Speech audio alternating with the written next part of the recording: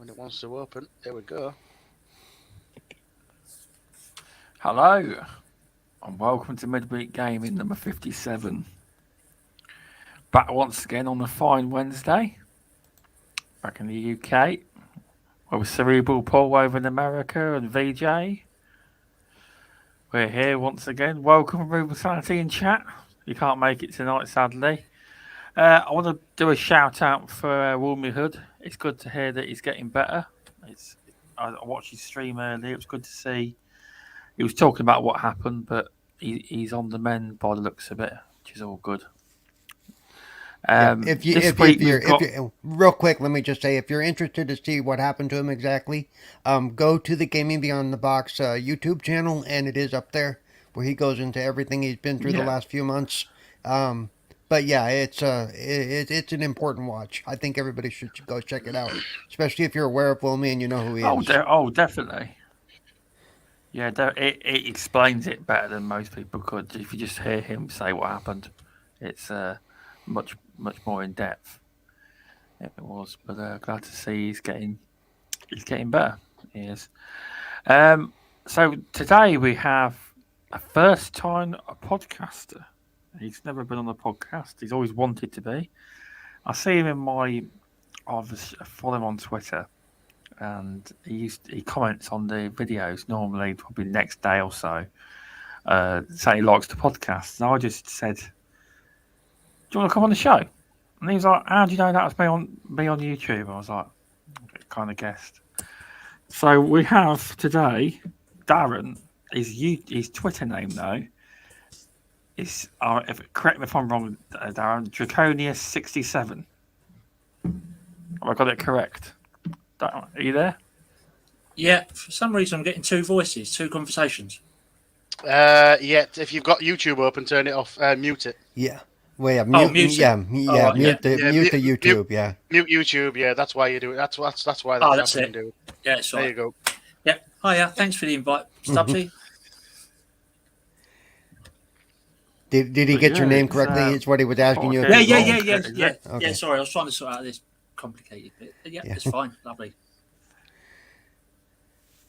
Yeah, then I was DMing you, and you were like, I just invited him on, and he says, I've always wanted to go on a podcast.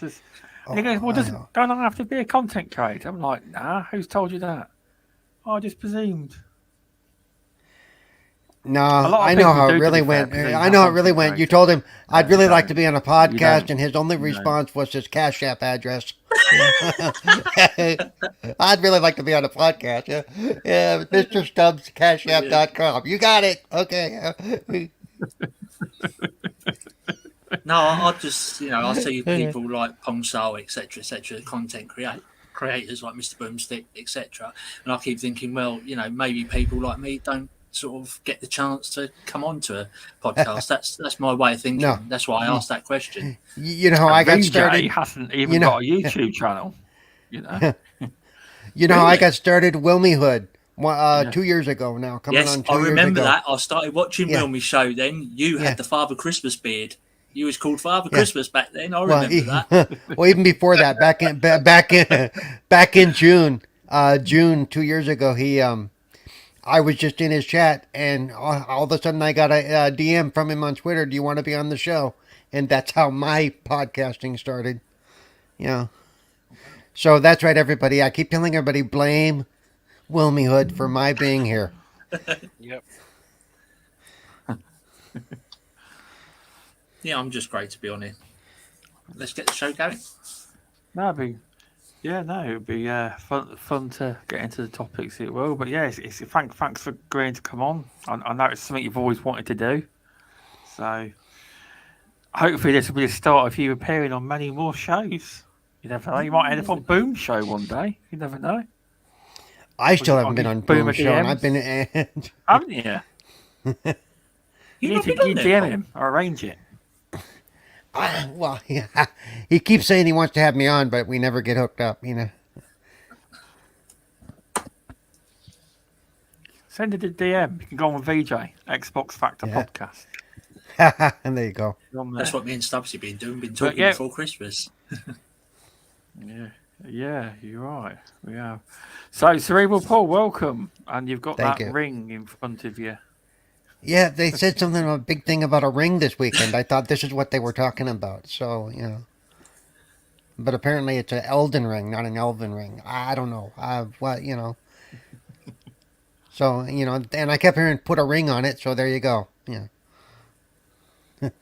Yeah, been doing good. I've actually been playing a little Assassin's Creed and just kind of hanging out doing stuff, and my usual, numerous shows during the week and stuff like that.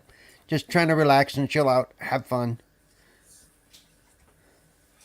That's it. I'm done for now. Animated, how are you doing? tonight? Hello, everyone. Great to be here as usual on a Wednesday, and thank you for having me back yet again, Mr. Stubbs. Great to hang out with VJ and Paul again. Unfortunately, RemovableSanity is not with us, but great. We've got a new guest with Darren. So yeah, I'm good. I'm happy. I'm been bloody well busy this week, but you know what? Work is work, and we'll leave that alone, right? So yeah, let's go. Let's have a nice conversation about video games that I've missed all this week. And welcome, a cup of tea, PG Tips, VJ. How you doing? I'm good, thank you. Actually, it's really good to hear Animated Evil in high spirits, and nice to see Paul with whatever that is on the screen. And welcome, Darren. And yeah, I'm really looking forward to what Darren has to say, and should be a good show. So yeah, like everyone else has said, let's get on with it. Good to hear. Right, we'll just do a few shout outs. There's a few people in chat. We'll be here for half an hour then, won't we? No, there's not that many. Welcome to Dragon Ball. Masuku. Oh, Ori's in here. Welcome, mate. Thanks for popping in. Pudsy99. Welcome. Thanks for popping in. Judzilla's also here. I think you've all popped in for an Indie Gamer stream, I reckon. No, he's ended it. And because he was streaming a lot of the games for the Steam Festival earlier on. Welcome, Sean. Thanks for subscribing as well. I noticed earlier. Oh, by the way, Pudsy99's my daughter, by the way. She's upstairs watching it. Hello, Pudsy. And she's a big gamer like myself. So. Good. She'll be proud of her dad being on the old YouTube then, won't she? Oh, where's Stubbsy gone? Oh, he does that every show. He just he pushes the wrong button and he'll be back. Do you know what? He's decided that it's not worth his time. He's better than us, and we've got to kind of fill the void. While on the Sunday show I do new farts all the time, and on this show Stubbs sends himself out of the channel. But yes, Shiznoi, hello, Masuku. I don't know if you were called out. Hi, Sean. Yep. Of course. Yes, Dragon Wolf. It's very sparse. We see you these days, dude. I miss you immensely. I've not had anyone call me enough names recently. Get in touch, dude, because do you know what? You want me to call you names? I'll call you names. Do you know what? Do you know what? Dragon Wolf has a special passion for calling me names for some reason, right? If ever you've been in a party with us, you will understand. It's not malice. It's just fun. We enjoy each other's company, and yeah, it's pretty much it's one of those things. People have said to me, "What is it with you and Dragon Wolf? You don't like each other?" Oh no, we like each other plenty. That's just how we roll. So hopefully Stubbs can come back in very soon. I don't know who wants to take charge and go forth. We've called everyone out in the chat, which is good. He wanted to start. I know he wanted to start with the Elden Ring thing, because Elden Ring's coming out. I don't, I won't be playing it, so I'm going to let somebody else pick up the mantle on this one to start. Go ahead and animate it if you have anything to say. Or actually, I'm going to let our guest go first. Yeah, let's do. I've never played a From Software game. I've always wanted to try Demon Souls, etc. I've tried Bloodborne. Oh my god, that kicked my ass, that game. A friend of mine tried to get me through it, but I just could not do it. But Elden Ring might just get me back in there, because apparently they're supposed to be putting more checkpoints in there for people that sort of never played these sort of games. So, because I know sort of like if you go so far into the game, you lose certain bits, and you're after a boss or something, and then you have to go back to get the bits. But so they're apparently putting more checkpoints in it so you can keep your gear to the next section. I don't know if that's true or not. No. Yeah. Sorry about that. I have no idea what happened there. That's okay. It's okay. We've said hello to everyone in chat except for Luke Steele, who's just turned up. I have said hello in the Welcome, chat. Luke Steele. Hi, Luke. Welcome. And the indie gamer as well. Hello, the indie gamer. So Welcome, indie we've just gamer. had Darren's thoughts on. You've missed it. Darren's insight into Elden Ring. It was so brilliant, Stubbs. I'm afraid you're gonna have to watch your own show back because you missed it.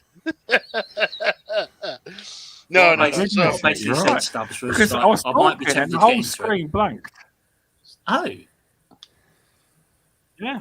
Okay. strange. So, yes. Looking. Yeah, so we the question basically was, we 'cause I started the first I topic. made- We started the first topic because we didn't know where you were, so we figured we'll carry on I without didn't know you. where I was either. yeah. I don't know Cheers if for anyone can clarify that. What I've been hearing and reading about them putting extra checkpoints into the actual Elden Ring game. That's what I was reading the other day. So on one of the random websites I browse, it said like, oh, because like certain people that haven't played Dark Souls, Demon Souls, and they might find the game difficult, we're going to put extra checkpoints into it so you can actually keep your gear from, say, like if you went to go to lose it from one boss, you don't have to run all the way back. Oh, damn, I've lost my gear. I've got to go all the way back and then come back face the boss. You keep it and then you move on to the next, you keep your gear to the next checkpoint sort of thing. I don't know Yeah, how but- true that is. That's just what I've been but reading. Basically, what you've got grace points which you find all over the world map, and then subsequently, when you're reaching either a mini boss, I think, or a main boss, what it is that there's these little statues which are like I guess I can't remember what they're actually called, but they're like almost like little auto save points, and they serve two objectives. One is to let you know that you're about to approach a boss, and secondly, as you say, the traversal point from point A, which is that statue, to the actual boss is quite minimal. So it's just in terms of not making the game easier per se. You still have to do the hard work, but it's just like you say, the traversal, having to track back to the boss is not as difficult. But what is important though is that, like in Bloodborne, I really enjoy Bloodborne. If you actually get killed in Bloodborne, Dark Souls, and I think in Elden Ring as well, what happens, I think, either your experience points and perhaps other objects that you've collected recently that you haven't utilized, they're there ever present for you to go back and collect. But if you die a second time before collecting those, you will lose those experience points. So it's wise that if you have got them, experience points, is to invest them into the various attributes of your character prior to visiting a boss. So that's all it is really. But given that you're not walking around now that you've got a horse as well, or a steed, I think it's the traversal point of aspect of the game, which people were worried about, is actually quite enjoyable and really rapid. So either way, I think it's going to be a fantastic game from what I've seen so far. Yeah, I was watching. I know a lot of people don't like IGN, but I just happened to browse IGN earlier, and I was watching. I think it was a 12-minute video of someone actually playing the Elden Ring game. Oh my! Graphically, it looks absolutely fantastic. It's the sort of game I think it could pull me into. Like, yeah, I might have a go at this. I might be tempted to smash my controller up, but I wouldn't mind having a crack at it. Yeah. What I will say, Darren, if you haven't played this sort of games before, I think, I don't want to take the topic off course, but myself, RemovableSanity, and possibly Masuko, and we're already in a DM together, but I think we're all three of us are going to be playing it from the weekend. So I'm more than happy for you to join in and ask loads of questions and figure stuff out together. No issues. Thank you very much. See, VJ already knows that I ain't touching this game with a 10-foot pole. At least No, Yeah. I mean, there's 20,000 games out there, right? Not Yeah, I every know. game is built for every gamer. But the thing for me is that there's so much to discover in this game. I'm bound to miss stuff. Oh, yeah. And with the co-op as well in this game, is supposed to be a much more seamless than previous games. Even though in Bloodborne I thought it was fantastic, it's much more improved in this game. And again, if we want to, 4 of us want to play together, or 2 of us, or whatever, it's possible. And that's where the accessibility comes in terms of if you do find. I don't believe it would be as simple. These games don't work like normal co-op games work. It's not. From what I understand, it's not as simple, just all playing together. No, it may not be as simple, but it's a lot better than it was in previous From Software games. Is it where, like, if you're a higher level, whoever joins your game, if they're not a higher level like you, they have to join you, or do you join them? Vice versa? I think you can. I can't be certain of this because I've stayed away from reading reviews, if I'm being quite honest with you, because I already know I want to play the game. And I know I'm already going to enjoy it. It's what I do understand is that there's various options for multiplayer, for co-op, and also people that can invade your gaming world. And there's the ability to switch something on which kicks them out. Or if someone invades you, you can actually automatically set it so that your friend or somebody else can come in and help you defeat the invader, if that makes sense. So it's actually quite interestingly set up, and the CNT network testing, I'm assuming, which was for quite an extensive period of time and quite open for the public to view with all the videos on YouTube. I think that they've used that to actually figure out how best to structure that. I don't know much more than that because, as I said, there's certain things I want to discover, right, rather than just read everything about it and then play the game with all those thoughts rummaging around my head. So for me, it's about, look, I just want to know what the basic structure of the game is, because it is their first open world game or pseudo open world game. But I know enough that I want to go into it. I'm going to play it. I'm going to complete it. And if anybody wants to come along for the journey, I think more the merrier, really. Yeah, I'm trying to think. I can't think of the other games because there have been other games when sort of like I've gone to join people. I can't remember the name of them at the time, but I've gone to join other people, my friends, and they've been like level 50, 60, and I'm only like level 25, 30. And then all of a sudden I've shot up to their level. So the enemies that I get, I'm on their sort of stage, and I'm thinking, what the heck? I may not be right, Darren, but I don't think it works like that in this game. Oh, right. I could be wrong. And let me just say that for those who have been following my Twitter, you know what? I actually want to play this game, but I know that I probably won't be able to play it that well. So I'm not willing to invest $60 into a game that I'm probably not going to be able to get very far into. Is the only reason I'm not trying it day one, really. If it ever comes to Game Pass, I'm jumping on it. But I know my limitations, and I know the limitations of the game as far as accessibility goes. So, in that sense, it's not for me to put that money out there because absolutely, I'm in agreement with you, Paul. I mean, Paul, I'll be honest with you. I was after playing Hollow Knight, right, and the amount of time it took me to complete it, and I was thinking to myself, like retrospectively, that game took 10 years ago. I would have finished that game a lot quicker, but my own hand and eye coordination isn't quite where it used to be, and I'm like you, right? Hollow Knight, I wanted to play it. I didn't purchase it, but when it came to Game Pass, I did exactly what I'm just echoing that. I had the same feeling, same trepidation, but because it was in Game Pass, I jumped on it and I ended up spending 80 brilliant hours with it. Obviously, because the indie gamer threatened to beat me up if I didn't. You know what game got me was Mortal Shell. I wanted to play Mortal Shell.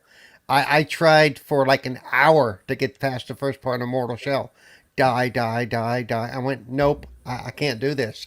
I'm going to end up throwing something out the window, So save your money, Paul, because I've been hearing rumblings from the Game Pass section of Xbox. It could be coming to Game Pass. So I think from software, the murmurs are that they're trying to work a deal out.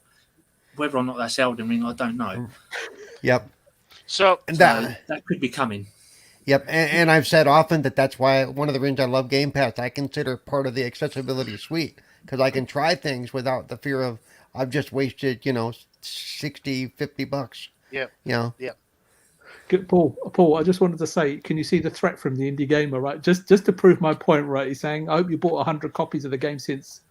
See what I mean? What I have to put up with. So for me, Elden Ring, it's one of those games. I think you might all remember me saying that it might be the game that pushes me into the From Software franchise, like the Demon Souls and all that sort of thing. I did say that this might be the game to push me in. It's done by George Martin, so the story is going to be absolutely fucking fantastic. Something I'm going to really love. Okay, but I've never been into like the most difficult games until sort of recently, where I've dabbled in a few more difficult games with the Hades and this, that, and the other. And do you know what, VJ? You've just actually persuaded me that I was still on the fence. Okay, even though it's got a good rating, I was still on the fence. But it has the element from Nier Automata where if you die at a boss, I love that in game. Nier Automata, you lose all your equipment. Okay, you lose all your upgrades. You lose it. However, if you can go and reclaim your body before the boss kills you again the second time, you get all those abilities back.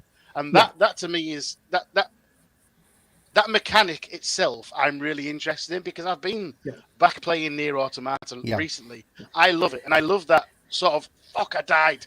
What can I do differently to overcome this massive foe, clear my body back, get my gear back, try again. And then obviously if you die again a second time, your gear's gone, dude. Your gear's gone.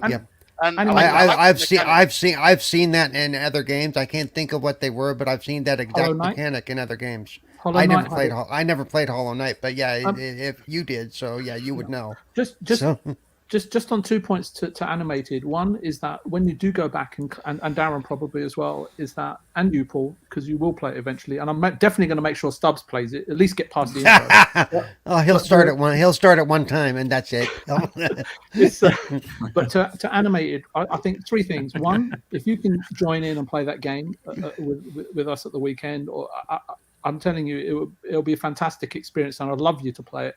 Number two is that when you go back to reclaim your experience points, etc., and I'm not sure what else there is incorporated in that, right? It's not like it's very difficult. It's on the path back towards the towards the boss, so it's very accessible.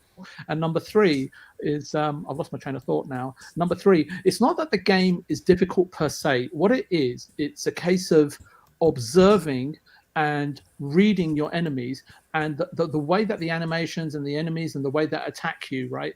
And once you learn how they attack you, and once you come across them again, and you actually end up mastering the game to such a level that nothing is insurmountable. It has a way of making you feel super powerful. It's just altering your mindset from playing traditional shooter games and so on and so forth. It's just a different style of game that kind of gets you thinking cerebrally. No pun intended there, Paul. But you catch my drift. It's not that it's difficult. It's people are saying, well, look, if I mash my button and I'm not getting anywhere, it's difficult. I think that's the main issue. And I may be wrong, but that's how my perception of what's actually occurring. I think. Let me speak to that real quick. Let me speak to that real quick. I think for most people that's true. For me, what happens is I can see what I need to do and when I need to do it. I just can't react fast enough. I can't do, I can tell my right hand, okay, this button needs to hit the A button. I need to hit the A button now. And then by the time I say now, it waits another 3 seconds before it actually does it. Not 3 seconds, really, but I can completely understand. Yeah, I completely. But my response times are bad enough and actually that's what gets more frustrating for me is I can see what needs to be done, but I cannot do it. But Paul, to be quite fair with you, right? To be fair, let's be fair, right? You're not as slow as Stubbs trying to start the show on time each and every week. This is true, yeah. He's like 5 minutes out. Yeah. And then even after he does start the show, he just leaves. Whatever. I know. The screen just goes blank, I know. Yeah. Oh, come on, admit it. You had to go take a poo. You didn't do it before the show. No, I didn't. No, if I only went wrong, I couldn't work out what happened. Again, like with the repetition of what you're saying, it's a lot like Death's Door, right? Like when you come to a boss on Death's Door, you've got to work out how that boss operates to be able to. Oh, there's another game I couldn't do. Oh, I tried. I really tried. I started it and I really want to go back to it. I really do. I'm only discovering these kind of smaller games at the moment, and I love them. Yes, sir. Animated, look, I know you from afar, right? I know we have a chat, but you are, put everything aside, you're a gaming connoisseur, right? You play so many different games, and we were chatting about 2 weeks ago when you, not 2 weeks ago, I think it was about 2 weeks ago, 2 Fridays ago, that you were on the show being interviewed by Stubbs, and I was listening to your gaming history, like how you got into gaming, how you moved in into your with your friend, and you asked to him, what the hell is this gigantic big box of milk tray, and then you got into Halo and MechWarrior and so on and so forth. So you've been somebody that's not been certain about something, got to grips with it, and enjoyed the hell out of it. And I'm with Paul that $60 or $65 or £70 or whatever it is in England right now is a lot of money to invest in something that you may not perhaps be certain about. And I wish that there was a demo that was out there for certain From Software games. Maybe not this one, maybe for a previous, like a Dark Souls, so you could easily get to grips with the previous game. And I'm sure Bandai Namco should have done that, right? And then that maybe have gotten people into the groove and said, you know what, I'm definitely going to get Elden Ring. I don't know why I didn't that, but I'm the money aside, and I know it's a lot. It's that I'm sure that if you played it, and if there was me, you, Darren, whoever, right, within the community that know each other, and even Luke, I think is going to be playing Elden Ring. I think it would be a fantastic endeavor and something that you really enjoy. If you do that, you need to stream it, especially if you get Stubbs in there. Then you definitely need to stream it. He'll be asking where the mouse charger is. The Xbox gets turned off. Yeah. Did you know that some PS fanboys are moaning because Elden Ring might get Game of the Year and not Forbidden West? Apparently, it's like, really, can't they just lay this console? Yeah, they're being It's stupid. really They're funny. being stupid.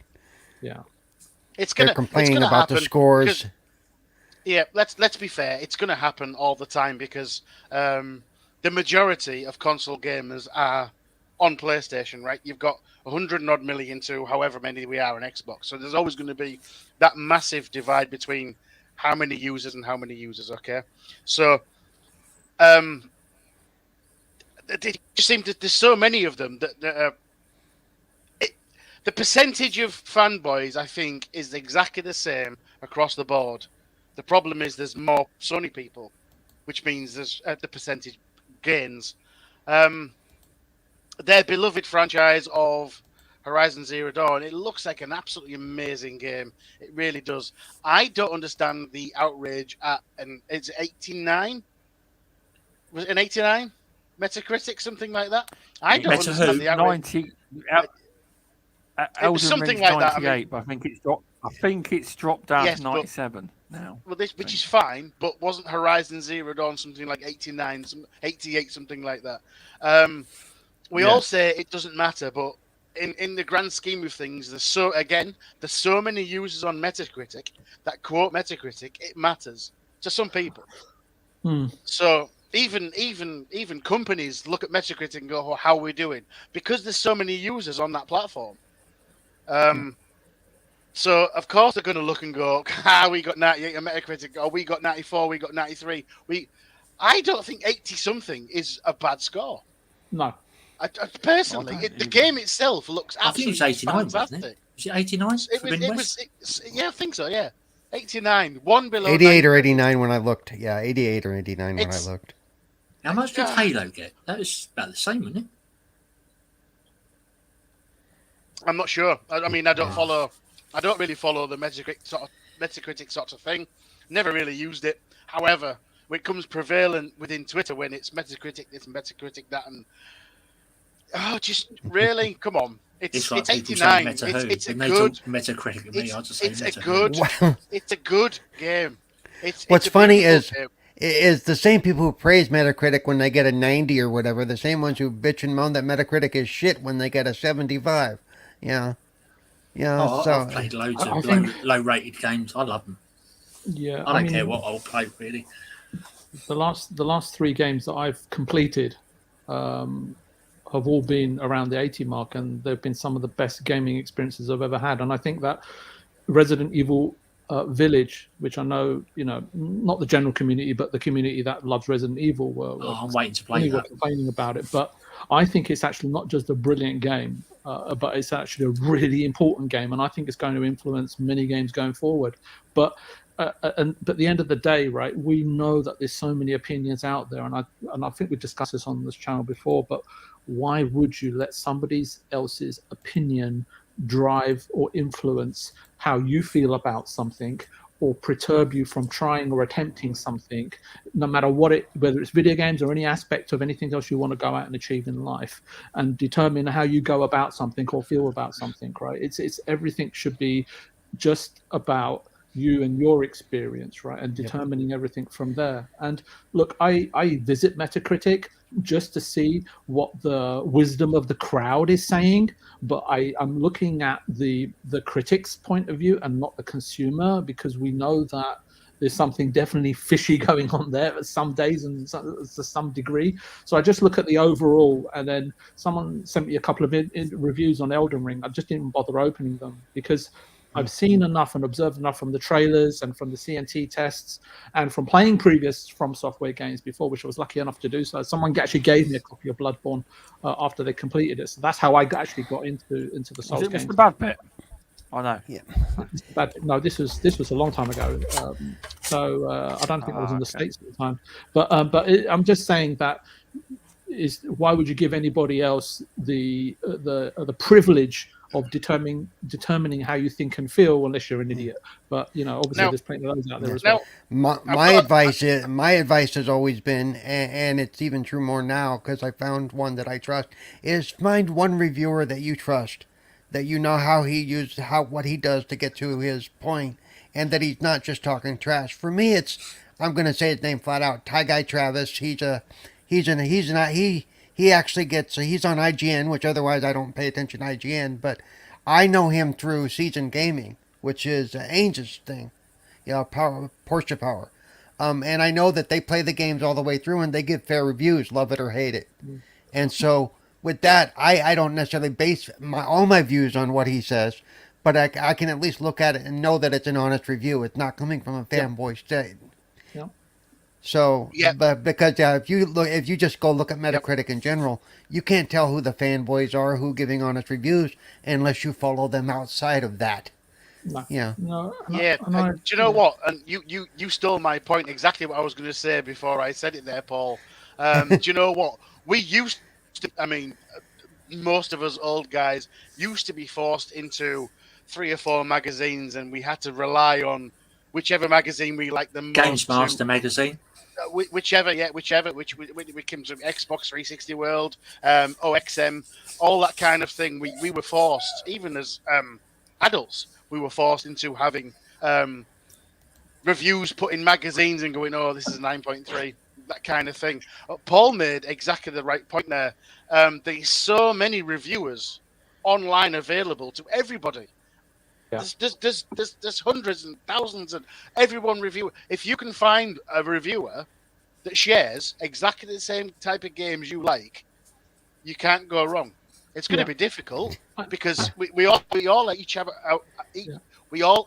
our own mindset of what games we like, what we don't, and that kind of thing. And that's what Paul sort of alluded to right there. Well, I completely agree. You find one guy that agrees with you. You just listen to him. Well, if he's got, and to me, it goes more. It's more than just agrees with you, but know that, like, I know Travis don't play the game all the way through before he'll say word one. And I know one thing. As soon as I've got the money and I get a PS5, Forbidden West will be the first game I'll be playing. I don't care for console wars on PS or Xbox. I don't care which one. I'll play games on either system. Oh, don't start with Game Boy versus Game Gear. That'll really get me going. No, I'm just kidding. But, I think animated. I was just going to say, I think animated really makes a good point, because if it's indie games, like I kind of talk to an indie gamer, and he's put me on. Every game he's put me onto is really great. I'll listen to animated or cerebral Paul, and mostly I listen to sort of RemovableSanity and even Miss Looper, right? Because you get to see what games they're playing, what their go-to games are, and how much time they're spending. I mean, I see Paul sometimes. Not that I'm spying on you. He's back and forth with PGA and with Valhalla, right? Quite a bit, but you get an idea, right? And obviously, every game has a quality to it, right? But I think when I see certain reviews in the past that getting 0, and I'm thinking, okay, look, you know what? There may be a 0.001 sort of section of games that do deserve a 0, but no game really deserves that kind of score. But and it's just because it's fueled by emotion, right? More so than objectivity. But and that's why I say, I kind of look to the wisdom of the crowd, and then sort of determines how I feel about that specific moment in time in terms of do I want to play a platform or a racing game or an action adventure game, or if I really want to put my mind through the mill, so to speak, and play something like Elden Ring. But just another point on Elden Ring, the difference in this game versus the previous Souls games, you can actually do combat from a distance if you go for a magic or a faith, an intelligence or a faith build, which is something else which I think makes the game far more accessible than having to time, perfect parries. Well, not perfect parries, but parries and counterattacks and so on and so forth. So bear that in mind as well. Have you played? And you mentioned that no game deserves a 0. I would also say that I saw a lot of sites today that 10, 10, 10. To me, no game should ever really get a 10. No. I mean, especially if you read the review and it says it does this great, this great, this great. Oh, but there is this little thing. Okay, right there. As soon as you say but, that 10 should drop down because, to me, there is no perfect game. Paul, I would say again, I understand what you're saying in terms of review, but there's for me I don't know, for some people it's Mass Effect that play it every year, but for me it's Resident Evil 4, right? I kind of play that game at least once or twice a year, and I can't tell you why, but it's just, and it's not a case of it's 10 out of 10 or 11 out of 20. I can just say that it just really satisfies me when I play that game, and it brings a smile to my face, and it just brings joy, engagement, and wonder. I just think it's fantastic. But that's that particular game for me. But I agree with you that maybe no game is a 10, but no game is really trash, right? Right. If you except for maybe ET, but No, I mean, on the 0 point, I wouldn't pop in and say there are games. There are games that. Could you really call them games? I'm talking of a publisher who makes really cheap games to get 1,000 gamer score called Rakalaki. And them games are literally just made sugar-coated in achievements, and they're really basic. If you could even call them games, some of them, they're just literally people play them just to get gamer score. That's all they are. Like sweets to get gamer score. They probably deserve 0. I play a lot of indie games to boost my game score. I'm going to be honest. No one takes those games seriously, and no one's going to put out a 10 out of 10 review on any of those game stubs. They're not, because it's just they're never going to. I mean, it's very rare those games are going to be reviewed anyway, because of what they strive to deliver, which is just achievement order. You pay $3 and you get 3,000 gamer score. I mean, that's not really a game. I think the company's called Ratalaki, indie. Yeah, I mean, I've done the old. I've never played any game by them, I don't think. However, I have done a few games back in the past for achievements and things. Your likes of Avatar: The Last Airbender. We did that. It's like 3 minutes to. The game could have been amazing. Nobody ever played it because you can get the achievements within 4 minutes of starting the game. So, do you know what? It could have been the best game. It could have been the greatest game ever created, and no one will ever know because we only played it for achievements. But no one's going to review those games and say, "Guess what? This is a 10 out of 10." Nobody.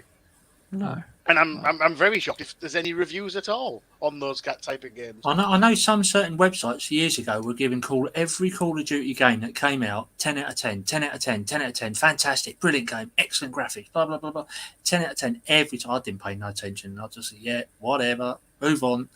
I'll make my own choice, my own decisions. If I like the look of the game, I like the sound of it, adventure, mystery, I'll get it. I'll buy it.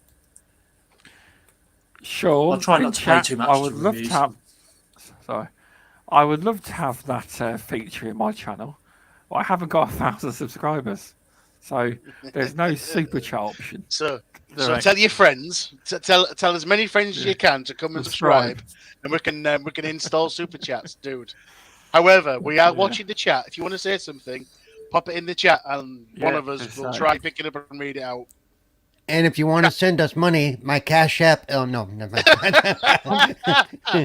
I'm just disappointed in Stubbs, right? Cutting off Darren midstream in the pursuit of cash. Well, there is that. There is that. I'm sorry. Yeah, Carry on, what Darren. I was trying to say is, why should you that. pay attention to certain websites' reviews that you're going to give Call of Duty, AC, Assassin's Creed games, the big games, Overwatch, 10 out of 10, 10 out of 10, 10 out of 10. Why pay attention?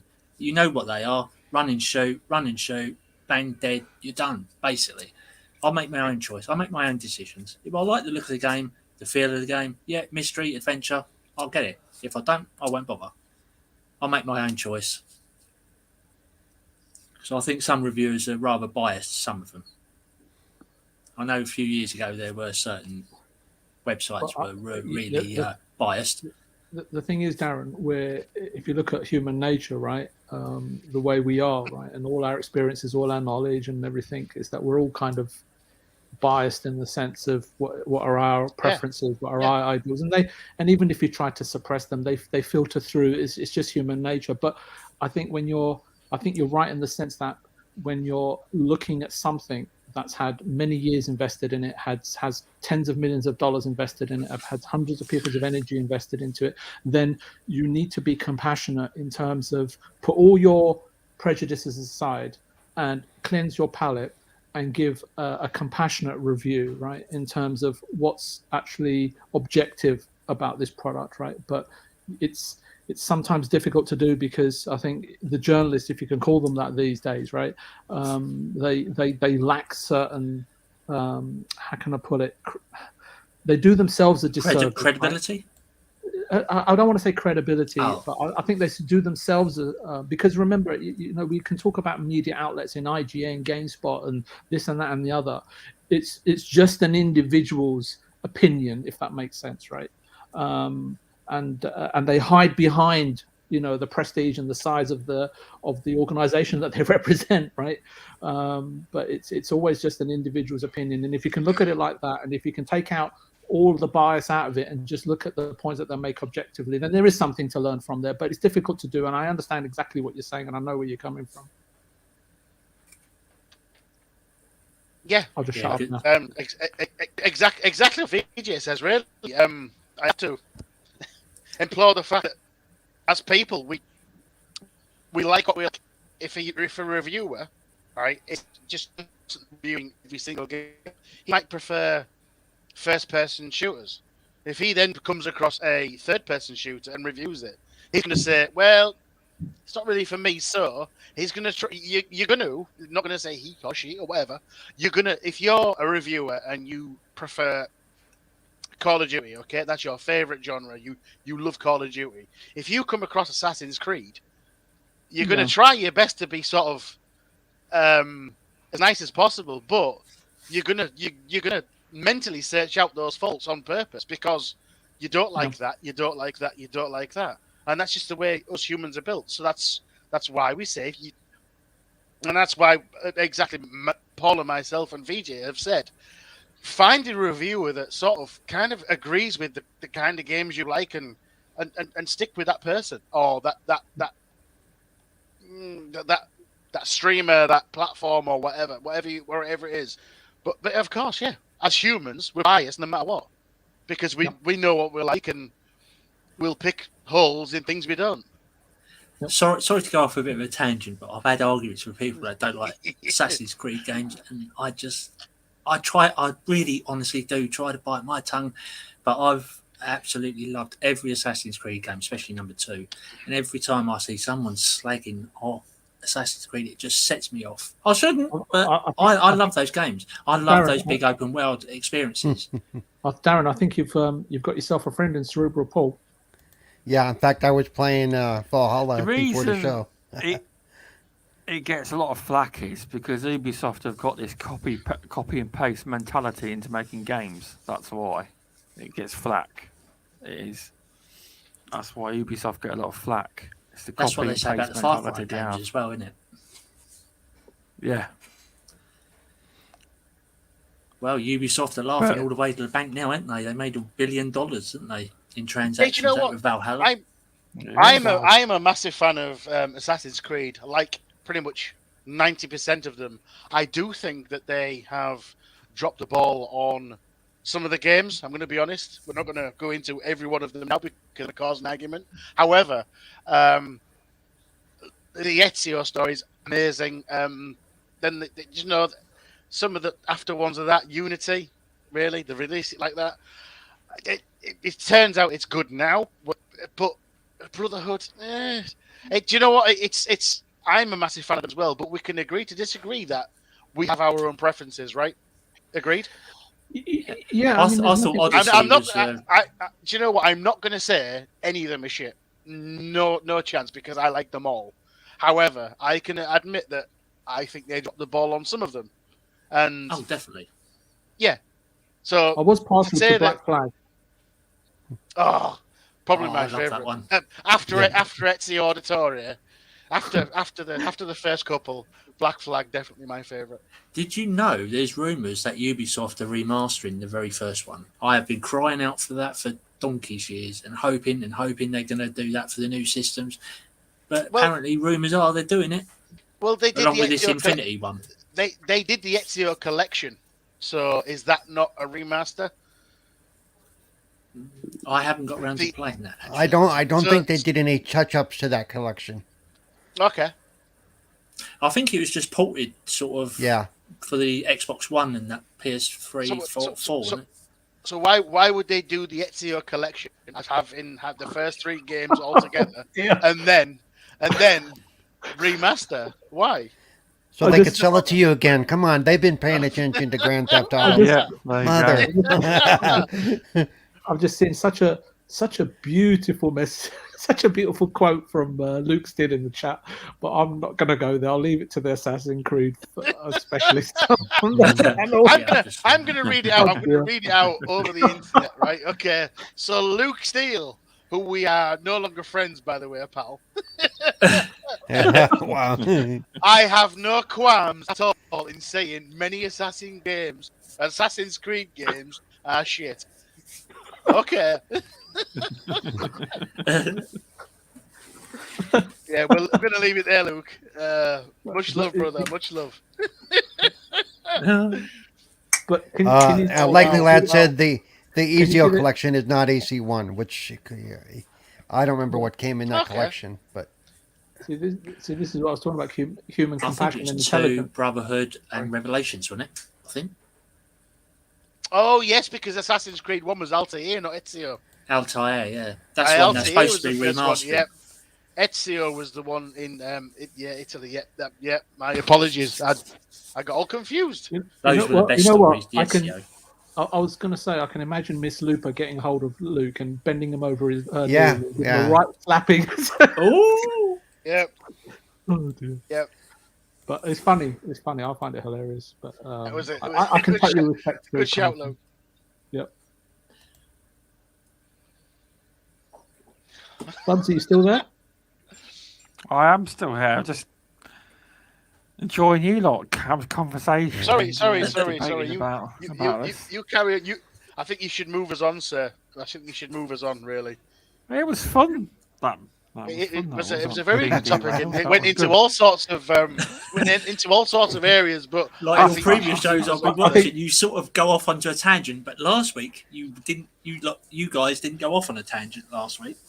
You stuck to the Yeah, line. that was Animated Evil. He actually stopped us. He did. He stopped us. see what happens when Animated's not here. Yeah. He did. I think the correct way, not the correct. I think a more precise way of saying what Animated said is going into all sorts of nooks and crannies. Yeah. Yeah. yeah. So Elden Ring, there's no point me buying it because you all know I won't complete it. But I watched the videos on the highest quality on YouTube last night, and they looks like a very incredibly graphical masterpiece. If I'm honest, it looks great, but obviously it's a game where you have to have a lot of patience. Sorry to say, you all know this is something I haven't got. If I have to try and beat a boss 20 times, even 10. The control will be. I won't throw it, but someone like Masuku and that will probably get some messages saying it's effing game. But no, it does look very good, and yeah. I got to ask you, Stubstan, and this is only because the indie gamer put me up to it. How many times have you attempted to beat the Moss Charger in Hollow Knight? Never. Dear. I don't even know who that is. The Moss Never Charger. tried that game. Oh dear. Yeah, no do you know idea. what? Do you know what? I promised probably last year. I promised the indie gamer that I would try Hollow Knight, but I did Death's Door instead. I played that a little bit, and I do still owe Hollow Knight to indie gamer and Masuko because they just persisted that I play it, and I haven't yet. And for that, I can only apologize. I don't apologize. It's a wonderful game, animated. It's a wonderful game. I really enjoyed my time with it. Yeah, I know. I've never played Hollow Knight. Is it a roguelike game then? Or... How can I best describe it? Me and you both, Sean. Me and you both. It's like a Souls Metroidvania. You've completed it, VJ. 112%. It's just that the thing is that I'm loath to pigeonhole what type of game it is. It's just a really great game, and just go in blind. I think it's still in Game Pass, and so if you want to try it, just give it a go, because it will see if indie game is saying Souls like Metroidvania. It is, but it's so much more than that, and that's the beauty of it. And I don't want to say much more than that, because I'd rather you go play it and come back and tell me what I was smoking, or tell me put me onto the game, and that's what it's all about. You discover it for yourself, and that's what I love about video games, because you just never know what you're quite going to get. And I didn't mean to quote not Donald Trump. What was that What was that movie with Tom Hanks in? I forget now. But anyway, let's move on with the rest of the topics, Stubbs, before I totally lose it. I will touch on, like it was mentioned, on Elden Ring and Game Pass. I mean, I know it's good to have good aspirations, but I don't think a studio like From Software needs to even entertain Game Pass. This game will do. It's already got high critical acclaim. It will probably win Game of the Year. It will sell millions of copies. It really doesn't need to go in there, unless Xbox offer them loads of money to go in there. It don't need Game Pass at all. Well, here's the other thing, and and you can but the thing to remember is things are changing. Maybe not anytime soon is it going to go in there, but maybe after a year or so. Because that way, because the rep they do have does scare people off from trying it, especially for $60 a pop. Yep. That's the sort of rumours that I've been hearing. It's not sort of on release of the game. They're talking they're just saying soon, maybe. That's all they're saying. Yeah. So at some point, I could see them changing up and going that route, just to see what kind of traction they could get on a second go around with a second group of people who finally try one of these games. And who says they couldn't put one of their older games on Game Pass? That's exactly.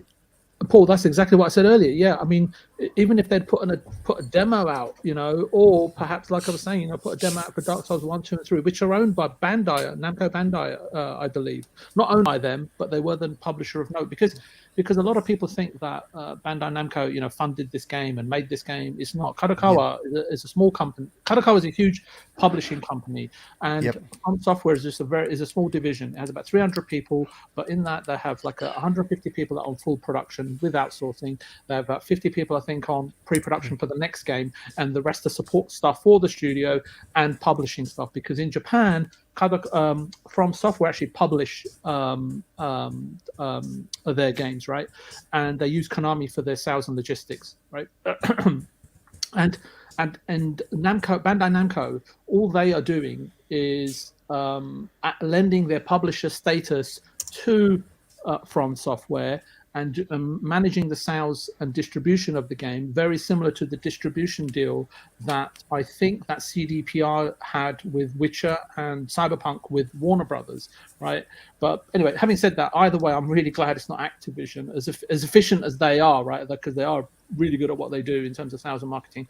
I'm just glad they're not managing this title. I'm glad another Japanese company is handling Elden Ring overseas, and they'll be just far more sensitive in their approach and much more mindful, I would say, in terms of how they report back to a Japanese company, back home, and they'll know what they'll require of them. And for me, From Software, as small as they are, because people think that they're big, they're not, and it's really quite astonishing, right?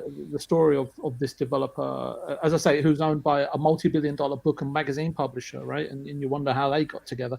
But for me, in terms of Game of the Year, I don't know if Starfield is coming out early enough to be eligible for a nomination. I don't know if God of War Ragnarok is coming out this year. And I'm not, as maybe you guys are, but I'm not actually certain of what big games are coming out this year that might contest the possibility of Elden Ring, making it, lightning striking twice, shall I say? Because I can't remember when Sekiro won. Was it 2 years ago, 3 years ago that Sekiro won? 2 years ago, wasn't it? 2 years ago, something like that, right? 2020.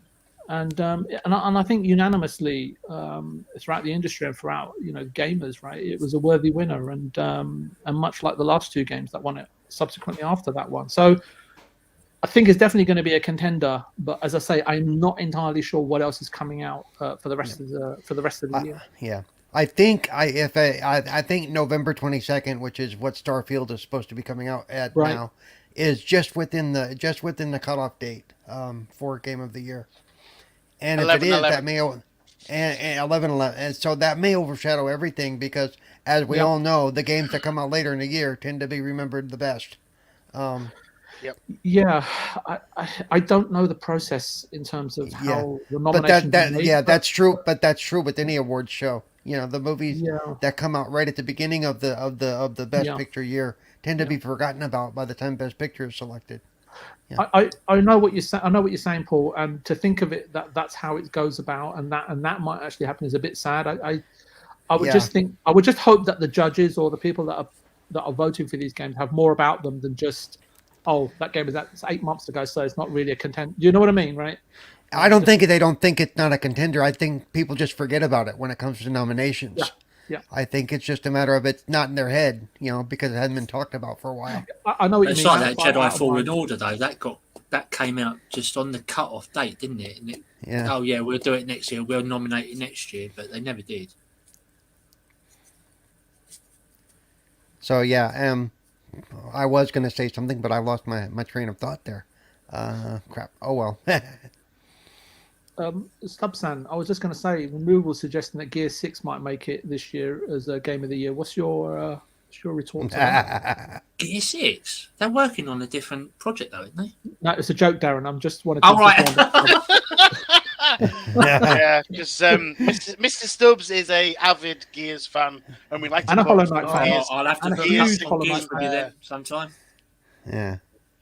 So we have to poke fun at Stubbs about Gears. It has to be done. Yeah, this is how we check to see if he's paying attention, and judging by the fact that he hasn't responded, means he's fallen asleep again. So his favourite teddy bear is called a Moss Charger. Yeah. What is this Moss Charger? Oh, it's a boss. It's a boss in Hollow Knight, which is an early on boss, and he came across it, and then he just never got past it for some reason. Not a surprise, really, but. So we just poke fun at him for that. And then he obviously often kicks us off the show. Just a quick question: was Demon Souls the same company that's done from Elden Ring? Oh, it is right. Okay. Same developer, yeah. But the rights for the game are owned by Sony, unlike Sekiro and Elden Ring, and I think it might be Dark Souls. I don't think Bandai Namco own Dark Souls. They may do. I don't remember. That's the only one I'm not sure about. Notice how Stubbs is wake quiet. up, Stubbs. Hello. I think we lost Stubbs. Yeah, maybe. It doesn't matter. It's fine. Topics. What's next? Come on, let's I don't remember what the next topic was. Street Fighter 6, wasn't it? I'm not in. I think it's Street Fighter 6. Yeah, so I'm not in the chat right now. So give me a second. I guess I can go look. Let me see. Yeah, mine's taking a while to load. Let's see. Elden Ring. Blah blah blah blah blah. Nope, that's all they really talked about in the thing. Let's see what I else. think it's Street Fighter 6 and something to do about games to movies. Oh, there we go. What do you make of FS Rise as a AAA developer? What are we talking about here? Oh, from software. That was just from software. How they've risen to a AAA developer. I think we've covered from software all the way. Sorry about that. Oh, he's back. I hear some gear slander. Gear slander in my ears. Oh, there he goes. He's woke up. Somebody slandered. Don't worry, Stubbs. I'll join you. I like gears. That was removable. I just echoed his sentiment. What kind of? You know, Stubbs, you're only allowed one poo per show, Stubbs. Okay. I had to go and type something into Roblox upstairs. That's why. I did put B right back in the private chat. Yeah, I saw that. I did. Oh well, thanks for letting us know. Yes, I'm too busy in the chat on YouTube. Yeah, I'm watching the YouTube chat. I don't see the private stuff. I'm on YouTube. Oh, okay. So, where do you want to go with? Do you want to carry on Elden Ring? No, let's move on. I think we've done. I'll carry on with it when it's released on Friday. We've done a while on Elden Ring. I think move on. An hour on Elden Ring. I think. Time to move. Come on, let's go. All right. I'm just trying. I was just going to say, sorry, Stubbs. I was just going to say, could you just do a few more shout outs? I just wanted to mention Mr. Joanna Dark. He's on a Boom's Xbox Factor podcast with me on the panel, so I just wanted to say hi to him. Yeah, sorry about that. Hello, Mr. Joanna Dark, and as well. While you sort yourself out, Stubbs, Matt Burns has come into the fold as well. Hello, Matt. How are you, dude? It's been a while. Not sure there's anybody new. At the Likely Lad's been in as well. Hi, Likely Lad. Big Al, dude. Hi. You have a holiday to get to shortly. Welcome. Yeah, you have a holiday. He does have a holiday to get to. He's flying to New Zealand very shortly. Just so he can play his favourite game. And that's about it at the moment. So you sort yourself out, Stubbs. Move on to the topic and let's go. Oh, he's gone again. I think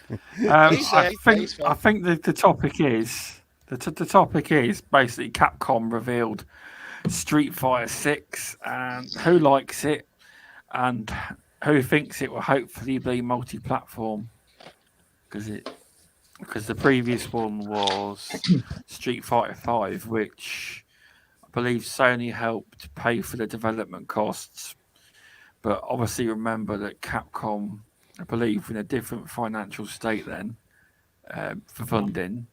They're in a very good place now. So they probably wouldn't need Sony's money to make the game. If there was anything exclusive, it would be just paying for exclusive rights. But it does play into the fact that Sony does own an esports league, Evo. I think it's called Evo. And they use Street Fighter. So, Darren, what do you think about this Street Fighter 6 game? Have you seen it?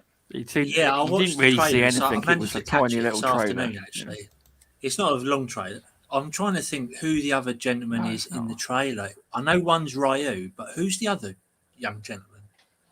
I didn't recognise him at all. It's in the trailer. It's Ryu and this young bloke. Oh no, I think it might be someone new. I actually, when I was watching it, I had the music off, and I thought, because I saw the character design, and I thought it looked more like, oh my goodness, what's his name? Not Joe Higgett, from King of Fighters. Oh my goodness, I've forgotten his name now. It will come to me. Carry on, Darren. Oh, it's all right. I was just wondering who it was, but was that in-game footage or was this CGI trailer sort of thing? Because if that's in-game footage, I want in. I want in. If the game looks like that, I want in definitely. I mean, I don't So, know. is anyone in this particular chat a fan of Street Fighter anyway? Yeah. So you lead us then, VJ. You tell us Me? what you thought first. Oh, Yes, my. please. If you're a Street Fighter fan, then please you lead us the way, because I've dabbled. Because obviously I'm not a Sony fan, so I've missed out on the last one because it was locked down.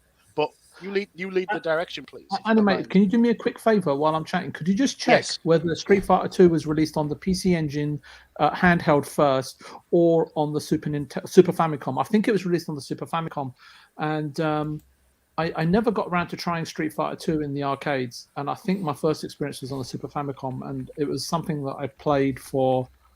Well, first of all, I bought it for over 120 quid when it came out on the cartridge, and I just played that game to death. So it says Street Fighter 2: The World Warrior is a competitive fighting game originally released for arcades, basically. So not sure for home system, for consoles.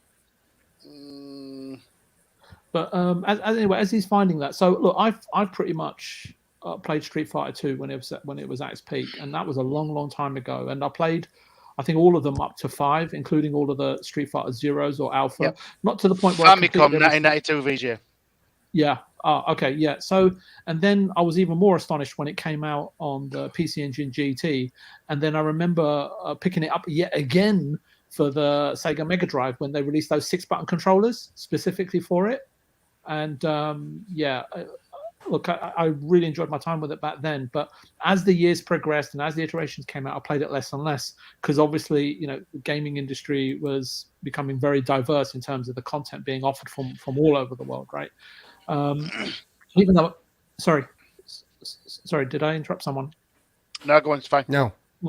So, and I did kind of like hover over to the digitized versions of video games when it was like Pit Fighter and Mortal Kombat, but I always ended up finding myself sort of going back towards Street Fighter. And it's not the fact that, oh, I'm really waiting for Street Fighter 6, I can't wait for it. It's not that. It's just when someone mentions Street Fighter or a specific Street Fighter, it just evokes so many fond memories of the past, my gaming past. So, because as I was saying, my eye-and-hand coordination isn't quite what it was. So, like you were saying, Paul, being the 3 seconds behind, and I literally feel like that when I'm playing other Street Fighter gamers, right? Because my finger dexterity isn't quite as good as it once was. But as Darren is saying, is that if it looks similar to that, and there's probably in-game assets rendered, to look like that rather than in-engine looking like that offline. So. I'm looking forward to seeing more of it. But for me, is that since the heyday of Capcom, when Kami and Mikami-san, right, sort of left back in the day at the peak of their powers, right, from Capcom, and when they were in a bit of trouble, they weren't in trouble then. They sort of gravitated towards getting into trouble, right, as Stubbs-san was saying. I can't remember exactly what the year was, but in the last 5, 6, 7, 8 years, I can't remember exactly, but I remember when Mega Man 11 and then Resident Evil 7 came out. I know time flies these days, but it was definitely several years ago. And the companies of the fortunes have changed. And I think Monster Hunter World came out as well, which I was shocked to see how many units it's done. So they've replaced the talent that left them, right? And some of these new creators that they've got, I've never even heard of before. I'm not as familiar, but Capcom just seem to be on an upwards trajectory. I know they released their results recently, and the fact that they're on an upwards trend, right, which is great to see, right? I don't want to see them disappear, and I wish Konami and some of their IPs would make a comeback, but I just don't know if the Konami are that interested at the moment.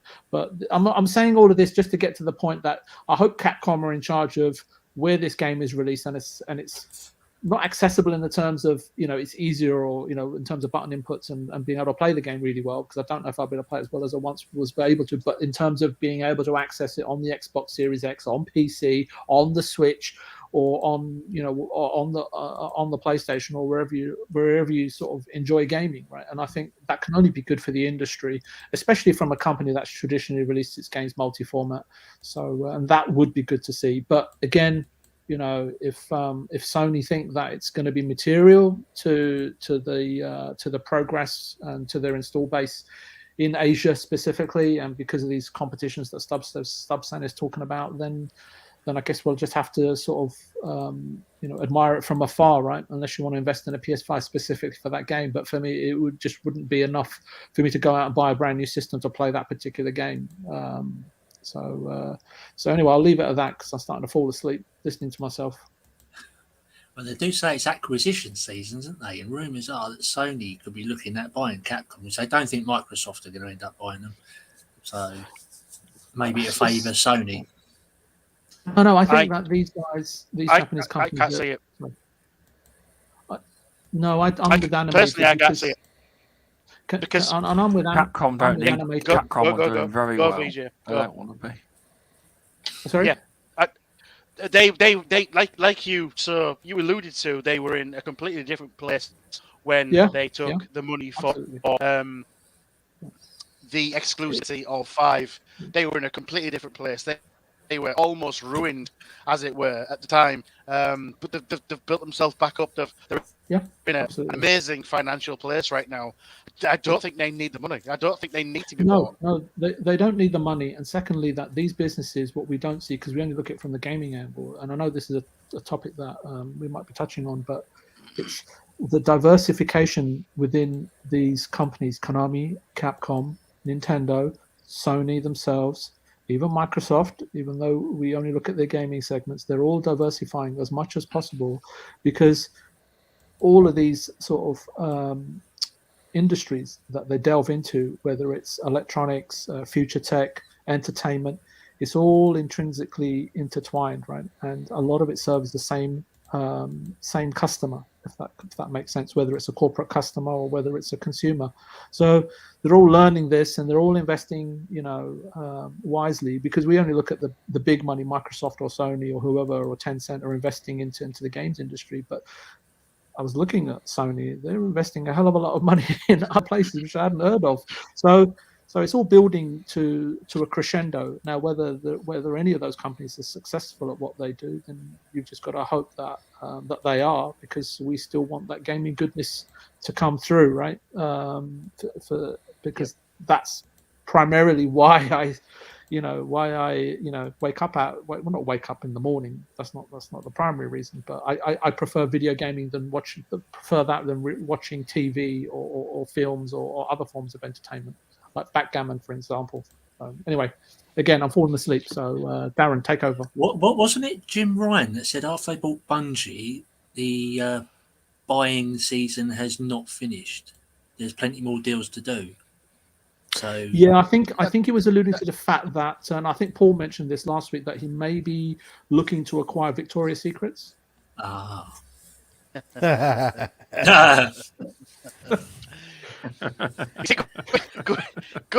Switching back to the original point though, VJ. No, it was nice. It was a good idea.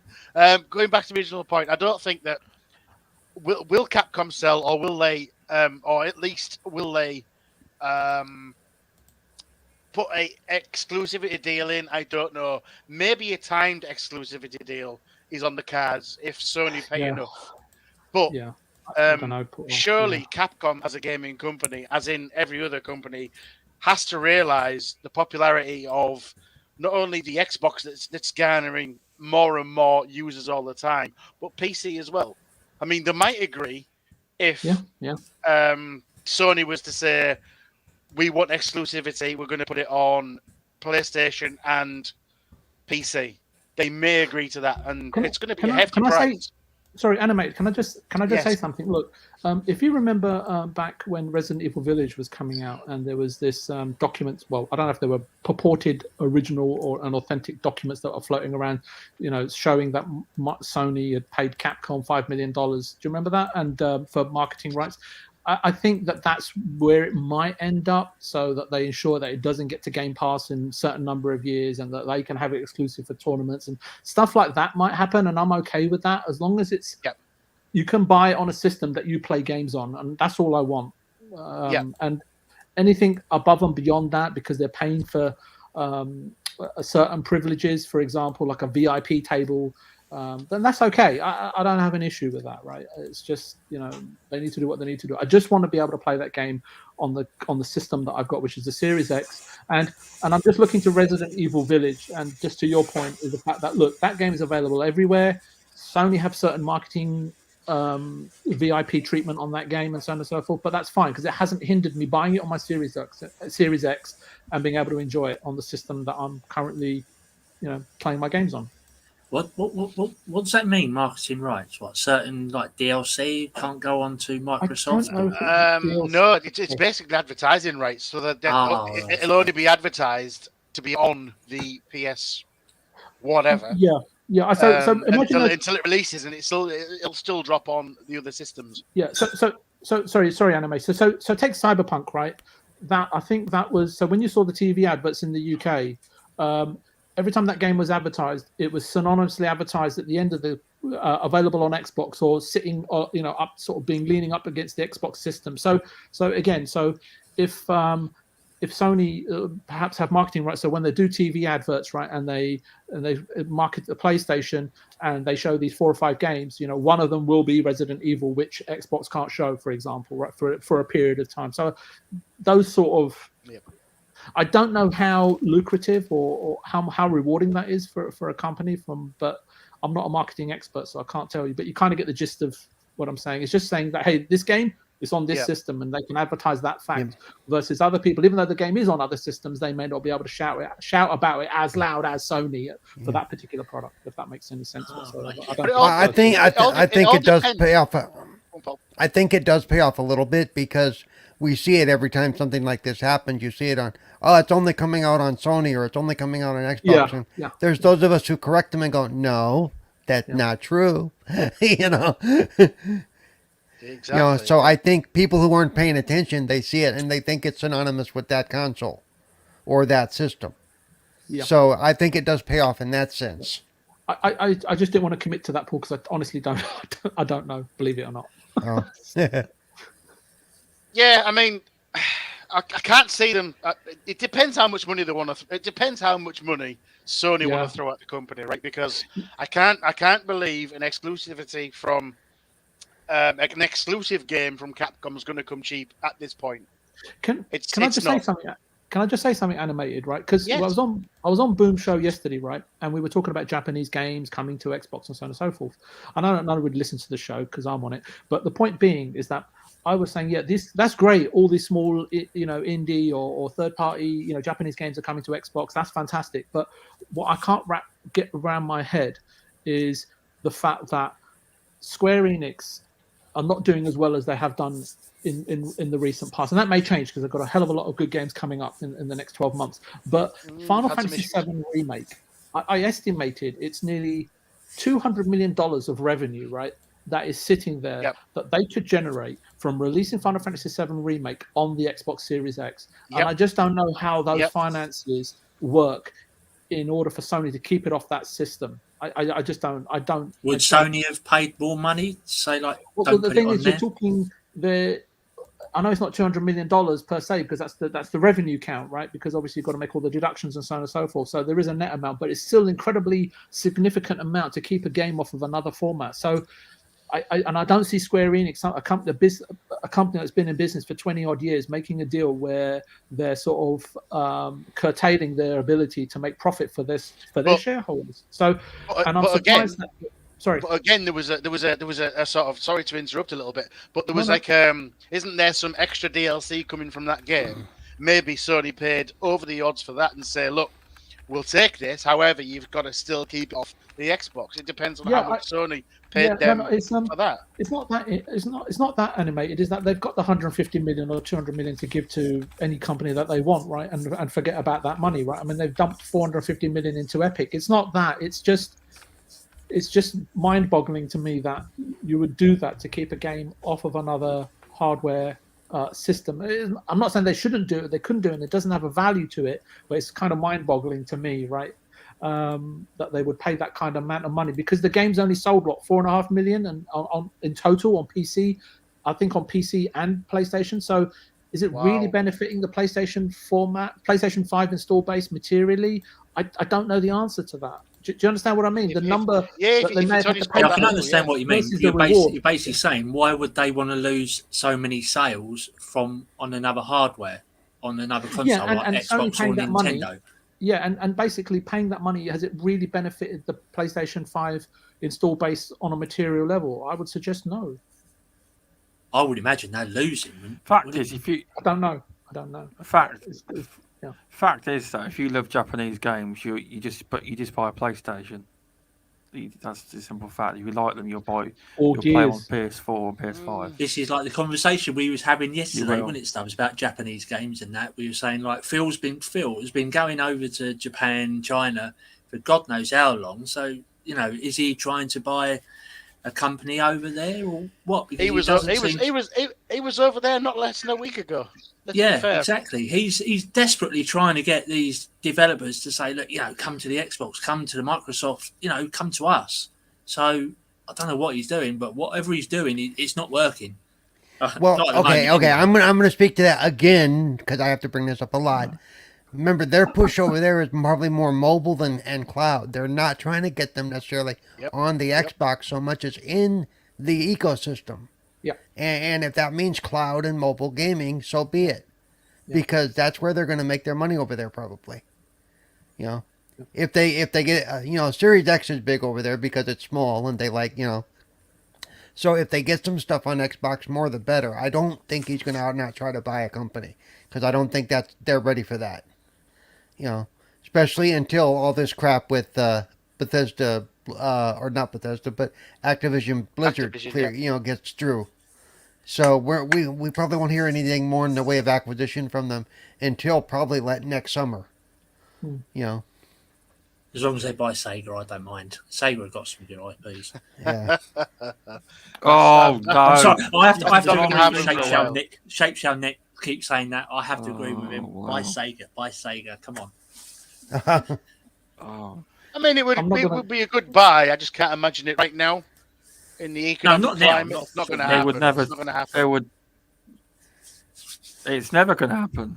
It's in your wildest dream. Never going to happen.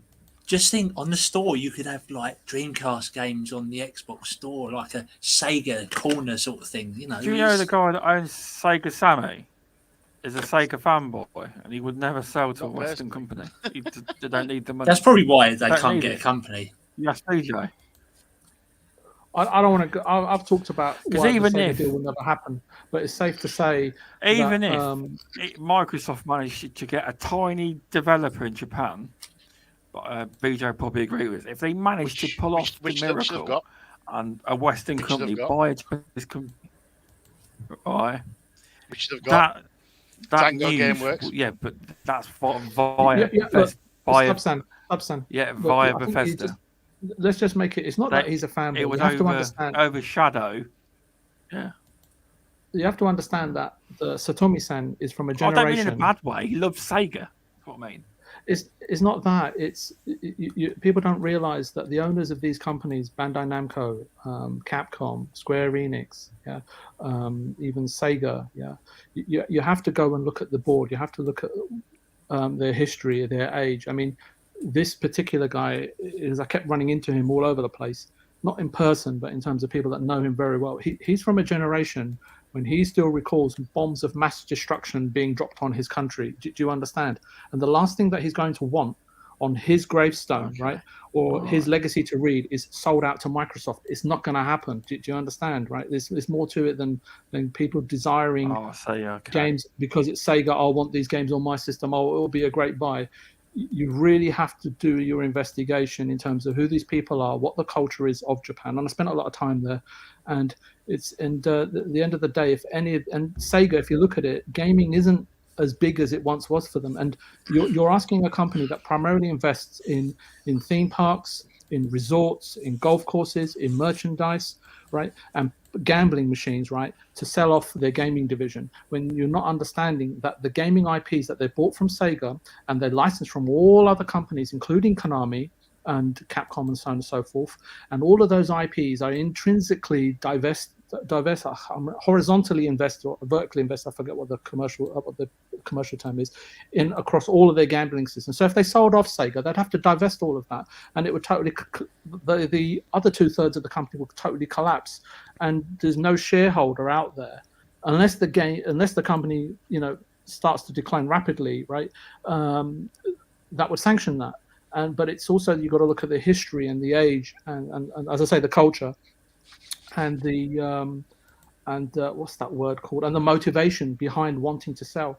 And again, if Sega, and it's a parallel universe, hypothetical question that far away, right? If they were going to be acquired by anyone in Japan, Bandai Namco, Sony, and there's other companies out there that you're not aware of, like Kadokawa, yeah, people always think it's a games publisher. It's not. It's a magazine and an anime and an IP company, right? And I remember being there and having a meeting with them once. But the point is that they would be probably more primed to pick that company up, right? Because it's always going to come down to home advantage, and Sony and other companies and so on and so forth have that, right, over Xbox and Tencent and so on and so forth.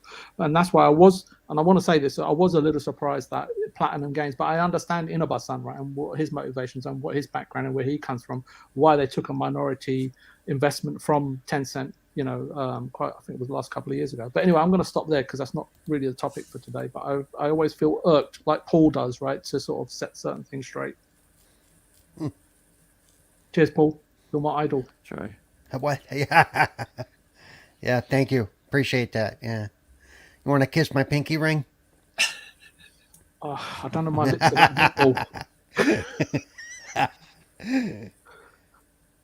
Tell you what, Maybe Darren, they should just do doing very well for your first podcast. Maybe they should just do a deal for like Persona to come to the Xbox. I played a bit of it on the PlayStation. I enjoyed that, and like then there was rumours 2 or 3 years ago that like it could be coming to the Xbox. All right, I'll leave it. I'll get rid of the game, and then I'll play it on the Xbox. And it hasn't happened. Yeah. See, Darren, now you hit on something very intelligent, right? A slew of strategic partnerships goes a long way because you're not parting with anything on a permanent basis, but you're getting an influx of cash from a cash-rich company to exploit your IP and products across a multitude of another huge audience, right? Which you're not really tapping into right now, while Xbox gets. As Paul was saying, it's not about exclusivity and fighting,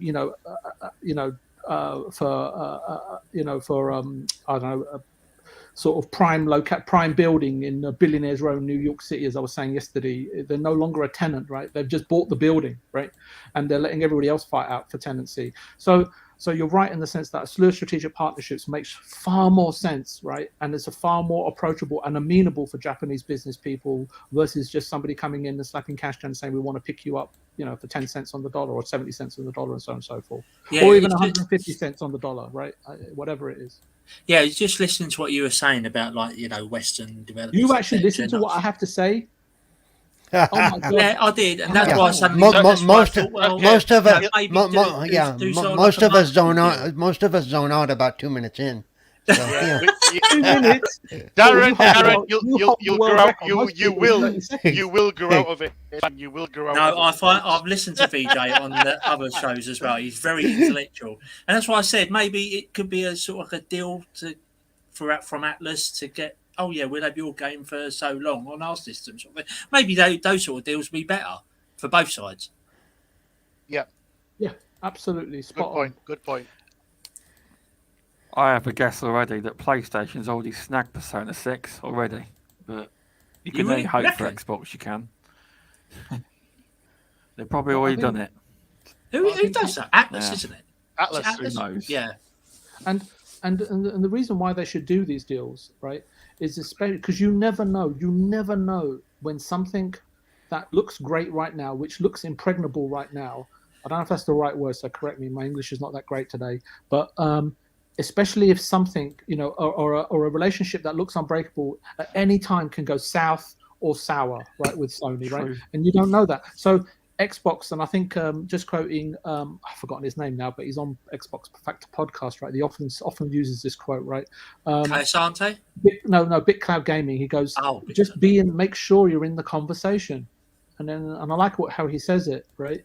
And as I said and this people should listen to Paul. What he's saying is that Xbox aren't worried about exclusivity and so on and so forth. What they've done, if you look at the Activision move, all they've done is that they've intrinsically tethered themselves to the industry, right?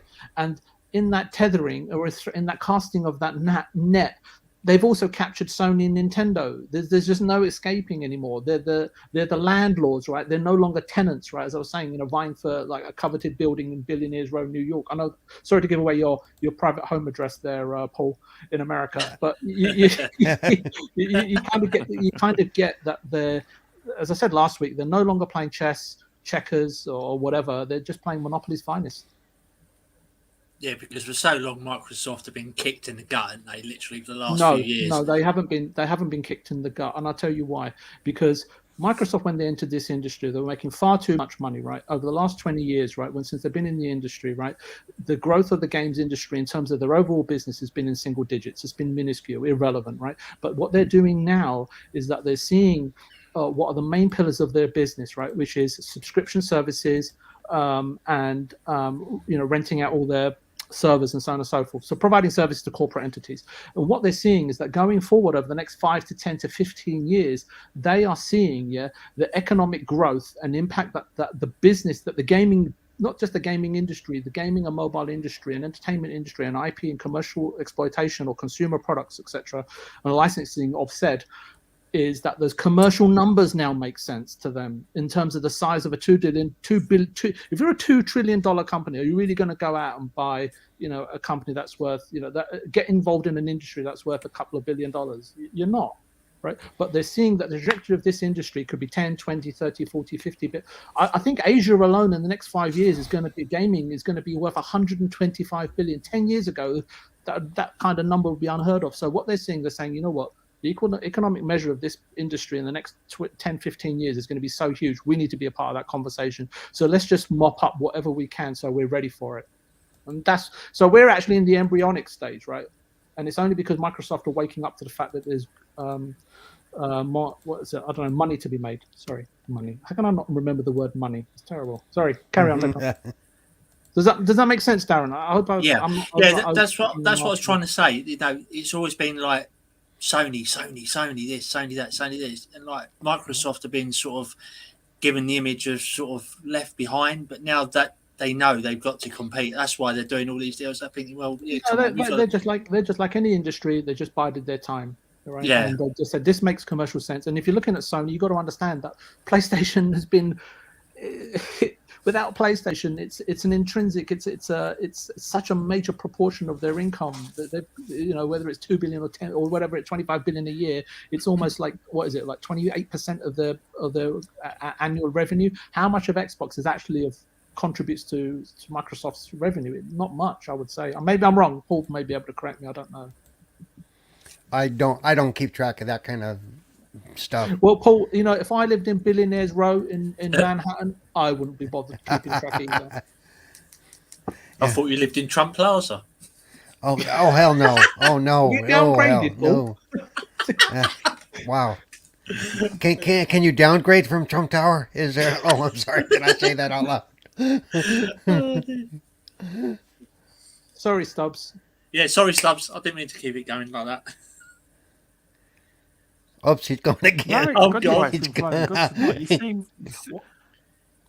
You seem quite good at this Darren, for your first go. You're flowing nicely with the chat. It's going really well.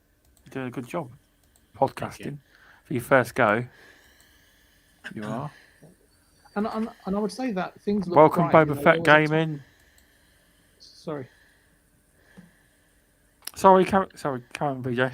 No, I was going to say to Darren's point, look, Microsoft have made strides with Sega, right? There was a time when the Yakuza series was only on PlayStation, and look how that's turned around, right? Yakuza series, all came to Game Pass. Yakuza Like a Dragon released on the Xbox Series X before the PlayStation in America, at least, or on the next gen or the current gen, whatever you want to call it, systems. And that's progress. And again, it's about being in the conversation. And now look at Lost Judgment, right? Primarily it'd be released on PlayStation, but now it was released on everywhere simultaneously. So Sega aren't stupid, right? They know which end or which side of their bread is buttered. I forgot the saying. Sorry, maybe someone else can tell me what it is. But the thing is, I think you're right in the sense, because you did touch on something, Persona, and I think Dragon Quest, Persona, and Final Fantasy, and perhaps a few others, still remain the major Asia Pacific box office franchises. And I think that Xbox mop up everything else, and then give reason, a reason that these publishers cannot refuse, right, commercially, as to why those games shouldn't appear on Xbox or Game Pass for that matter, right? And that whatever Sony have to offer in trying to maintain the exclusivity is no longer viable. I mean, is that fair to say? Yeah, it's fair. So. Yeah.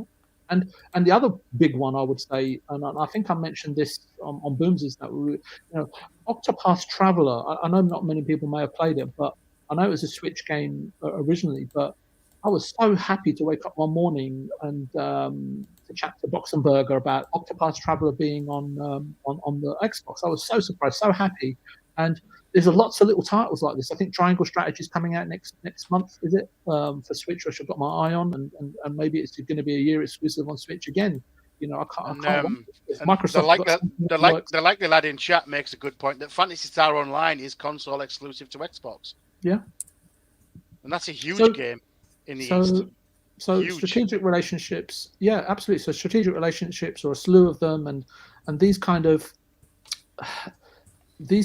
lovely little pickups, I think, just accentuate not just the Xbox ecosystem, but Game Pass in itself, and just again what Paul was saying earlier, right? I'm just trying to, because he makes a valid point, right? I just want to accentuate what he's saying, because he has to repeat himself so much. I just feel obliged to help flesh out. Thank you. Yes, you're welcome. When you do 4 shows a week, you do end up repeating yourself a lot. Yeah. Yep. Absolutely. My wife says the same thing, because I keep repeating to her every single hour of the day, I need a cup of tea. And she goes, don't you just understand that?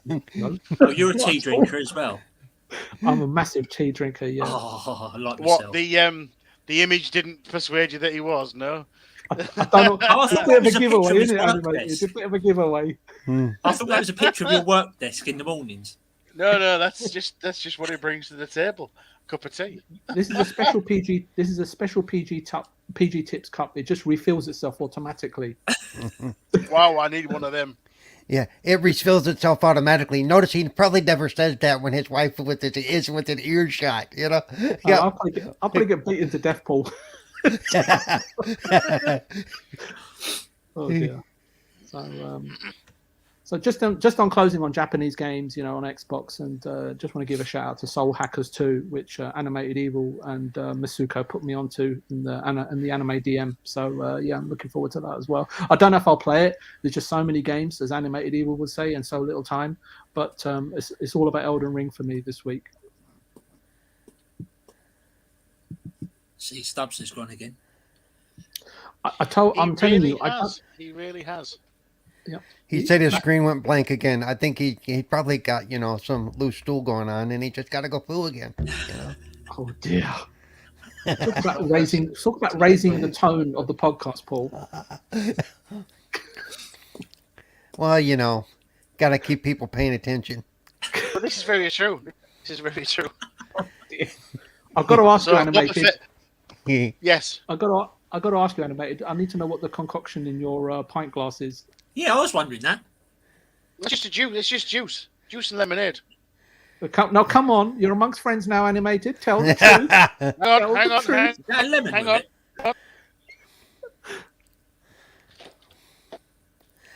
I produce that same color liquid when I have a kidney stone, but it's just that. Look, it's just that. That's all it is. It's a Tesco summer fruits with some lemonade. That's all it is. Oh, you mean vodka? You mean vodka? No, it's not. It's not. It's purely just some juice and some lemonade. That's it. Lemonade is code for vodka because they're both transparent liquids. It's not. It's alcohol free. It's not normally alcohol free, but you know what? Now at the moment, currently, it's alcohol free. So yeah, it's just some juice and lemonade. It's good though. It's nice. I've stocked up on. It's I know refreshing. this is probably. I know this is probably not relevant, guys, but I've stocked up on some Asahi and Sapporo beer for the weekend while I play Elden Ring. Nice. Yeah, a Japanese game with Japanese beer, and also there's a store down the road. I don't know if you have them in Texas, Paul, but they're called Daiso stores, and they're run by they only have Japanese products in them only. So I went in there and bought loads and loads of Japanese snacks because I kind of live in a Korean, Chinese, and Japanese community. So there's lots of Asian stores around. Yep. Don't tell RemovableSanity because he'll be incredibly jealous. So I'm ready to go. I actually, since I've left California, I actually miss having access to really good Chinese food. Oh, I see. Because out here, it's not the same. Not even close. Well, if you do head back here, I'll treat you because I spent about 7 years living in Asia across Japan and Hong Kong and China. So, oh, nice. So I never get tired of Asian food. I think if I ate more Asian food, I'd probably be a little thinner too. You might not say that seeing me. Well. Oh dear, VJ, you're not really Of course, we say that. Then you see a sumo wrestler, 400 plus pounds, and it's like, let's eat fish and rice. A lot of fish and rice. That's what he eat. Darren, tell us what you've been playing recently. I have been playing Disneyland Adventures of all games, trying to finish, but I generally like open world games like Valhalla, Odyssey, Skyrim, etc. Problem is my backlog is just so long. I'm just trying to clear it because I know there's loads of new good games coming out, and I'm thinking I ain't going to get these ones done. I've got to crack on with my backlog. But it's generally Assassin's Creed games I love playing. I know people earlier were slating some of them, but we won't go into that. But Valhalla's been one of my favourites so far. I've been playing. Wow, pretty good game. I suppose it's one of the Assassin's Creeds I've not played. Unfortunately, I'm not being funny. With Odyssey though, I got to a point. I think I was 380 hours in, and I'm thinking, wow. I don't seem to be getting it sort of anywhere. It's like, go and fetch this, go and do that, go and fetch this, go and do that. And I'm thinking, oh no, this is boring me. It just started to bore me because it was really too long, if you see what I mean. Darren, with that many hours into that game, do you live in Billionaires Row as well? I wish. I keep dreaming of the lottery win, but I'll get there. Stubbs, the are you good back? news is Stubbs is back again. Nice. He is back. Hey, welcome back. He's not talking yet, though. So we know you've been playing. Paul, what you been playing, sir? Come on, because we've not discussed this yet. Well, mostly, I did mention I've been playing Valhalla the last couple of days. I did a little bit of Cyberpunk the day the patch came out, and I probably will go back to it. And let's see, I even did a little Dead by Daylight with some friends last night. We'll be doing Among Us tomorrow night. Other than, me, I bounce around to a lot of different things. It just depends on, if I'm playing with other people or if I'm playing stuff I want to stream. Right now, there's no one game that really has my attention drawn to it. So, yeah, that's where I'm at right now. Of course, I'm trying to get through the Battle of the Backlog at the moment. I have jumped back into Nier Automata because it was a challenge for the month. It's such a good game. I find that game absolutely amazing. And because I've just binge watched Titans, I don't know if you've ever seen that. It's a DC program on Netflix at the moment. I've jumped into Batman Arkham City because I've never played that as well. I've got those to play on my backlog yet. Yeah, so it's Battle of the Backlog at the moment. It's a case of, shall I buy a new game? No. How many games have I got to play? Ooh, at least 1,000. So that those are the two really. other than being pulled into multiplayer madness all the time. That's why I tend to get at the moment. I'll sign in and get a message. You want to play a game? I was like, oh, yeah, go on then. I just can't say no. Animated, can I ask you a question? Because Yes, sir. I have Nier Automata downloaded, and I've tried to play it a couple of times, but it may just be me. I'm being an idiot, but that probably is the case. And Paul will probably concur before I even finish this. I'm not saying a word. Not saying a word. You said enough. But the point being is that I often find myself unable to navigate the map in terms of heading back to the sort of enclave where all your missions are handed out, and I keep running into buildings and thinking, hang on a minute, I'm sure this is the way back, and it's not. I don't know. Maybe I'm playing it wrong. Do you know what? It's not the easiest navigation map to navigate. It really isn't. I think the key is when you get stuck is you can actually on the pause menu open the map and zoom in and see where you're going, because there is a lot of obstacles in your way, buildings and such things where you can't navigate, buildings and such where you can get to the roof and all that kind of thing. However, the map itself, it opens up, it doesn't change, so you do get used to it. I see. So there's different areas. It's very much a fetch and carry. Go and do this. Go and see this person do that. So when you get used to the central map bit, you will open up another bit, and you will kind of get used to where you go. It does feel very much intuitive after a few hours, but it is many hours in that you will start to get used to where to go and how to get there and things like that. Understood. But the story itself, I find, is absolutely fantastic. Yeah, agree. What's the difference between that? Is it an updated one? Because I've got Nier Automata on my backlog as well, but there's another version there with all these numbers. What's that one? Nier Replicant is it's a sequel. Oh, right, okay. Or a prequel, one of them. I can't remember which. So Nier Automata was hello, both of you, because there's one of you. There's one of you now. It's fine. You've got twins. I had no end of technical problems. There you go. I was on my phone, and then on the laptop again. It all went wrong. Sorry about that. We know you're on your Game Pass app, downloading loads of games that you're never going to play. I'm playing the game. Not in a minute though. A game Animated Evil did a review on. I'm going to get an email in my inbox from Stubbs saying, "Dear VJ, your services are no longer required on our podcast." Empire of Sin, right?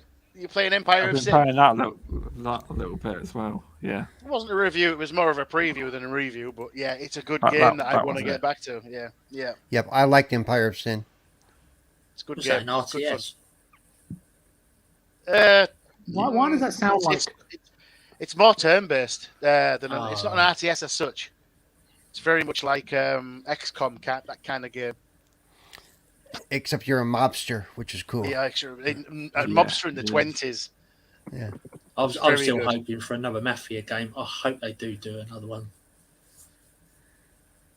Mafia 3 was good. I enjoyed Mafia 3. Now that was good. Very good. Although it did cause a few people a few problems, but I won't go into that. I think it was a basic setting and the undertone of the actual game, wasn't it?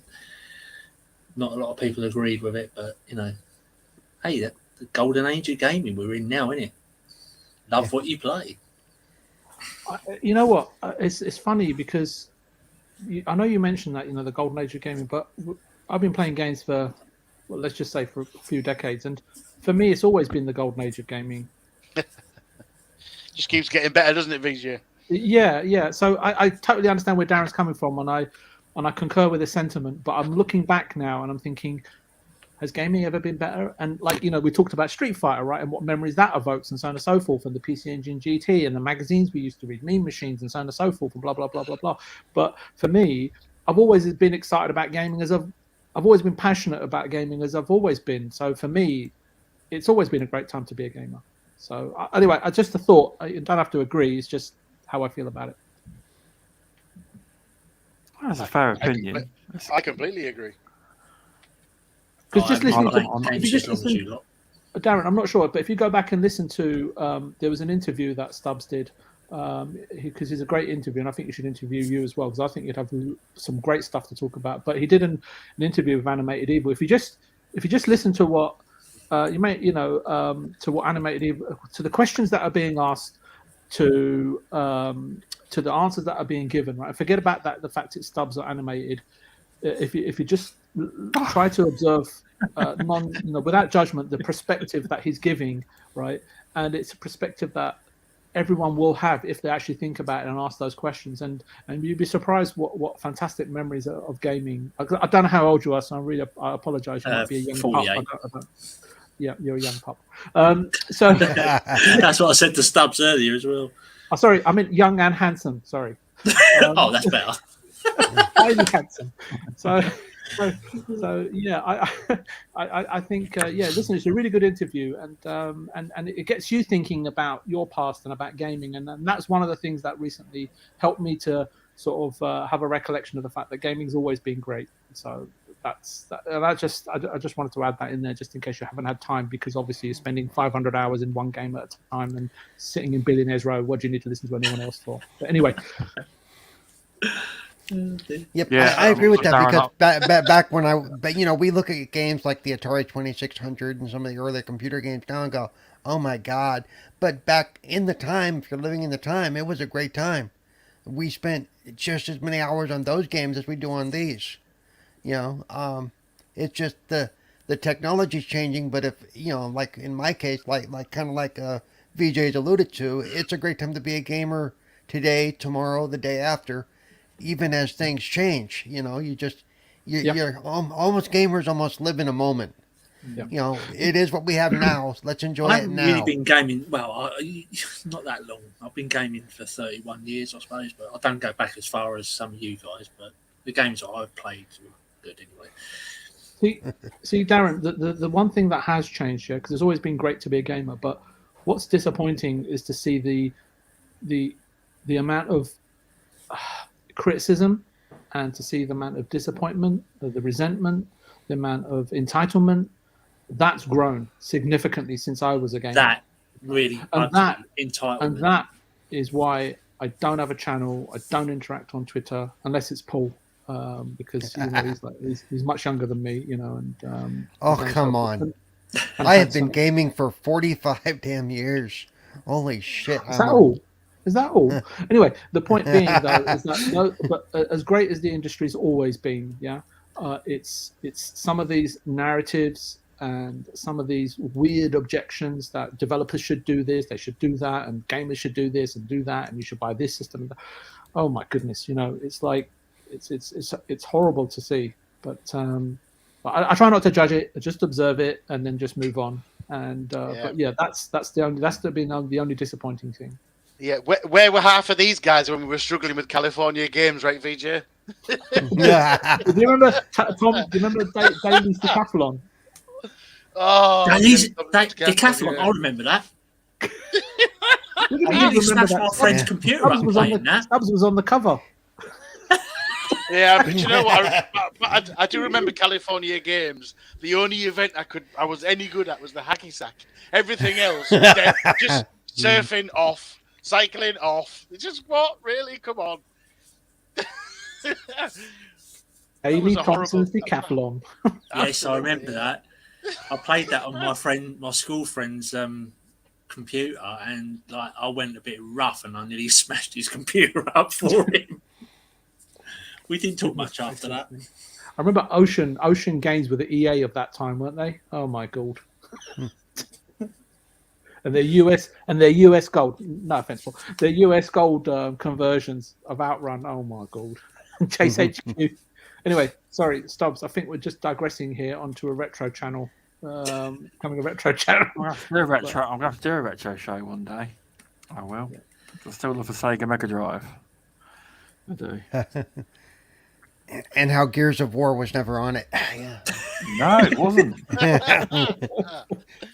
Thing is, as much as I mentioned Gears of War, I haven't played it in a while.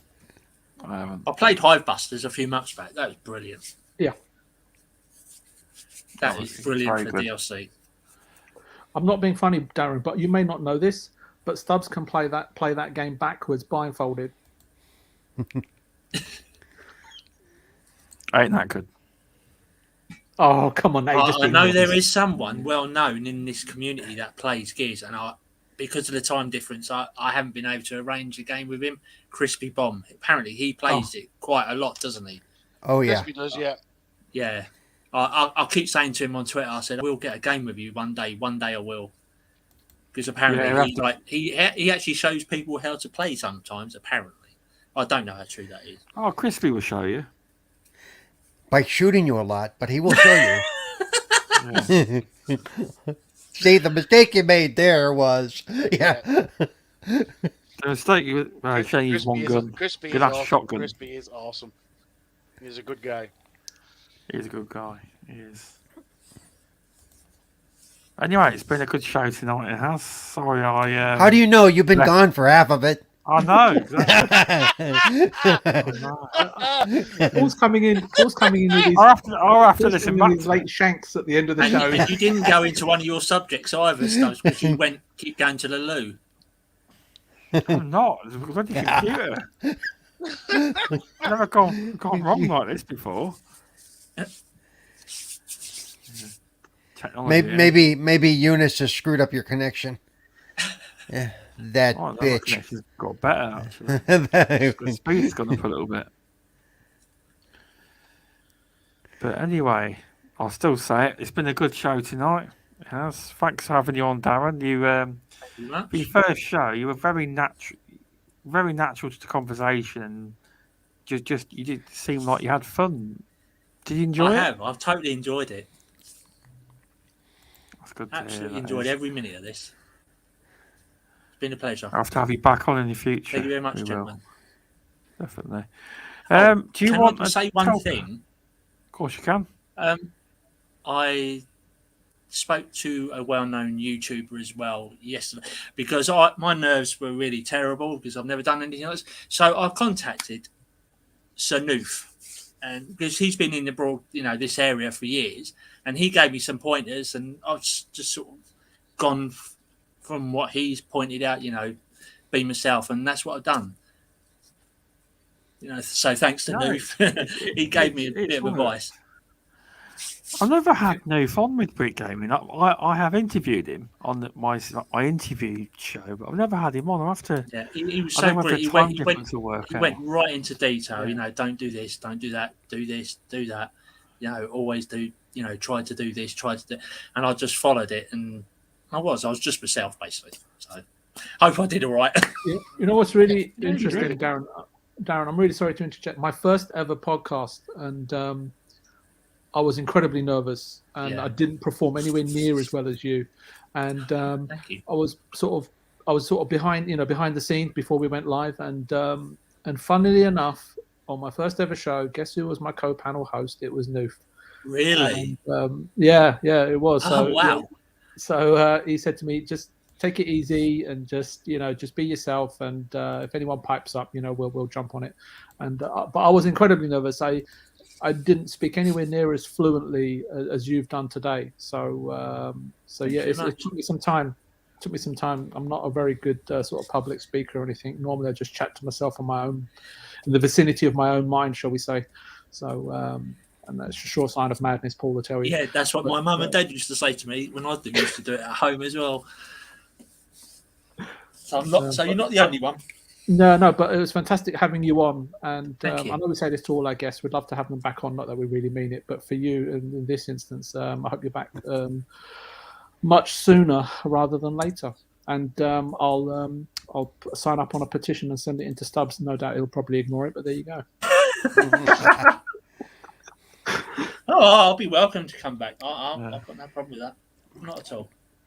If Stubbs tells you he'll have you on as soon as he finishes his next game, you're not coming back. Okay, I'm just. Yeah, you're right there. If he gives me a link to a Cash App, I'm not coming on. You know why Stubbs keeps disappearing, right? Because I told him that be careful, switch off every 20 seconds, switch all your electronics off after every 20 minutes because the MI5 are monitoring you. And yeah.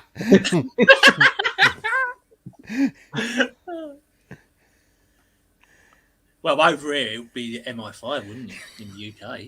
Yeah. Oh, I thought it was the MFI, but anyway, MI5 Oh, will do. Yeah. No, it's been great fun, guys. I've enjoyed every minute of this. That's good to hear. That is Cool. It's fun to have you on. It was. Thanks, Animated. Thanks for coming on. It's been a fun show. From what I heard of it, I might have to go back. And Yeah, listen to absolutely. I'm so happy you could join us now and again, Stubbs. I'm going to be honest. Yeah, it's been absolutely fantastic. Don't forget, peeps, you can find me at animated_evil on Twitter. Find out where I am, what I'm doing, that kind of thing. It's been awesome, and I have to say a massive thank you, Darren, and also the chat as well, because the chat's been superb again tonight, as always. Everyone who's been in there, just absolutely on point. Love you guys. Thank you. That's definitely true. Thanks to everyone in chat. It's been a very good conversation in chat tonight. It has. I appreciate you all coming, because without the chat, there wasn't really a show. It's always fun when the chat gets involved. It is in the conversation. So thanks. Cerebral Paul, thanks for coming on. Thanks for having me again, and thanks for joining us, StubzGaming. You'll have to come back again sometime really soon. Oh, well, yeah. And Darren, it was great to meet you. You did a very good. You did better than I did my first time on Gaming Beyond the Box. Of course, that group's a little bit different and louder. Oh, Wilmy's great. I love watching that show. Yeah, Wilmy's awesome. And VJ, of course, it's always fun with you. Yeah, one of these days when I am back in California visiting family, we'll have to try to get together. Yeah, absolutely, Paul. That'll be fun. So, and you can... His Bentley. Don't worry, pick you up in his Bentley. He will. I thought I won't need to pick him up. We'll fly in over in on his private jet. I thought VJ had an Aston Martin, didn't he? Yeah. And I'll take you to flying over nice... my private jet that... My jet doesn't land. They so much as hand me a parachute and throw me out the plane. But, I don't know what that's all about. Anyway, so you can find me on Twitter, CerebralPaul1. And much like Animated Evil, if you want to know what I'm up to, catch me there, because I usually keep a pretty busy week going on. So you can catch when my streams go live and the different shows I'm on different channels. That way is the best way to get a hold of me. And also on Xbox, CerebralPaul921. And you can friend up with me there. I may or may not friend you back if I don't know who you are. If you message me, say more than hi, because that really doesn't help. Yeah, so anyway. If you want a logo making. Yeah. Yep, it's very true. That's quite common. Yeah. Or they want you to go click on them on another site. Yeah, that's not happening. So stop doing it, Animated. I'm not going to go to your OnlyFans. Holy crap. Every day. Yeah, but currently only RemovableSanity is my only member, so I've got to start recruiting, right? So anyway, catch me there. Have a good week. Have a good week gaming. And I will see y'all later. VJ, thanks for coming on. Yeah, absolutely. Thank you for having me on. And sorry if I spoke out of turn. I know I'll go on sometimes, but I just for Paul's benefit, you obviously know what MI5 is, right? It's like almost like yeah. But I often say MFI, not just because it sounds similar, but it actually used to be MFI. MFI used I've to still be got a video unit I bought from them years ago as well. It's in my front room and it's still standing. So they were like the equivalent of IKEA back in the day, like a manufacturer of do-it-yourself or fit-together-yourself furniture. Flat pack kitchens, basically. Yeah. So, no, just in case it was going over Paul's head, because it's always better to be inclusive. Well, I heard MF5, so I thought it was whatever. Yeah. Oh no, definitely not. Well, you can if you want to look at it that way. Well, I'm like, okay, well, whatever. But yeah, they're definitely monitoring Stubbs because he has some quite outlandish theories floating around on his channel. But no, Stubbs, you know me, right? And I love chatting to you on the show. I love chatting to you during the week, and we often, I know we say it a lot, but we often have chats that last, as long as a podcast, and talk about all sorts of rubbish. But I always like I always like being on this particular podcast because it's just like chatting with friends, and it doesn't matter what you say because everybody knows the intention that you're coming from, even though you might be off color, so on and so forth. And yeah, it's fantastic to be here. I'm really sad that Removable didn't make it on the Elden Ring, but hopefully him and his significant other and family are really well, and I'm really glad that I've managed to convince Masuko to go and pre-order Elden Ring, which he's confirmed in the chat, which is fantastic. And the more the merrier, I say. So again, I'm really looking forward to it, and hopefully can give my opinion on it next week. Thank you, thank you, Stubbs. Thanks everybody. That would be great to hear. That would be opinion on Elden Ring. Yeah, don't lie. Don't lie. But no, you can find me. Hang on. Yeah, we've got everyone. You can find me on this channel. This Thursday, I'm doing another StubzCast. It's like a content creator interview with a friendly pest. It's a VR content creator, great guy in the community. I'll be having a chat with him this Thursday at 5 p.m. EST, 10 p.m. UK time, and 2 p.m. PST on this channel. So if you want to catch that conversation, or if you want to catch it after, it's on podcast feeds, Spotify, Apple Podcasts, you name it. It's on the majority of podcast platforms. You can check that out. We will be back on this channel next week, same time, same place. Next week we'll have Darth Praxis on. We will. He's booked in. So anyway, thanks for coming on, Darren. It's been great to have you on, and thanks, chat, for coming out. It's been a fun conversation. I might have to listen back to parts because I wasn't here the entire time. Anyway, thanks everyone, and we'll see you next week. See you later. See you later, boys and girls.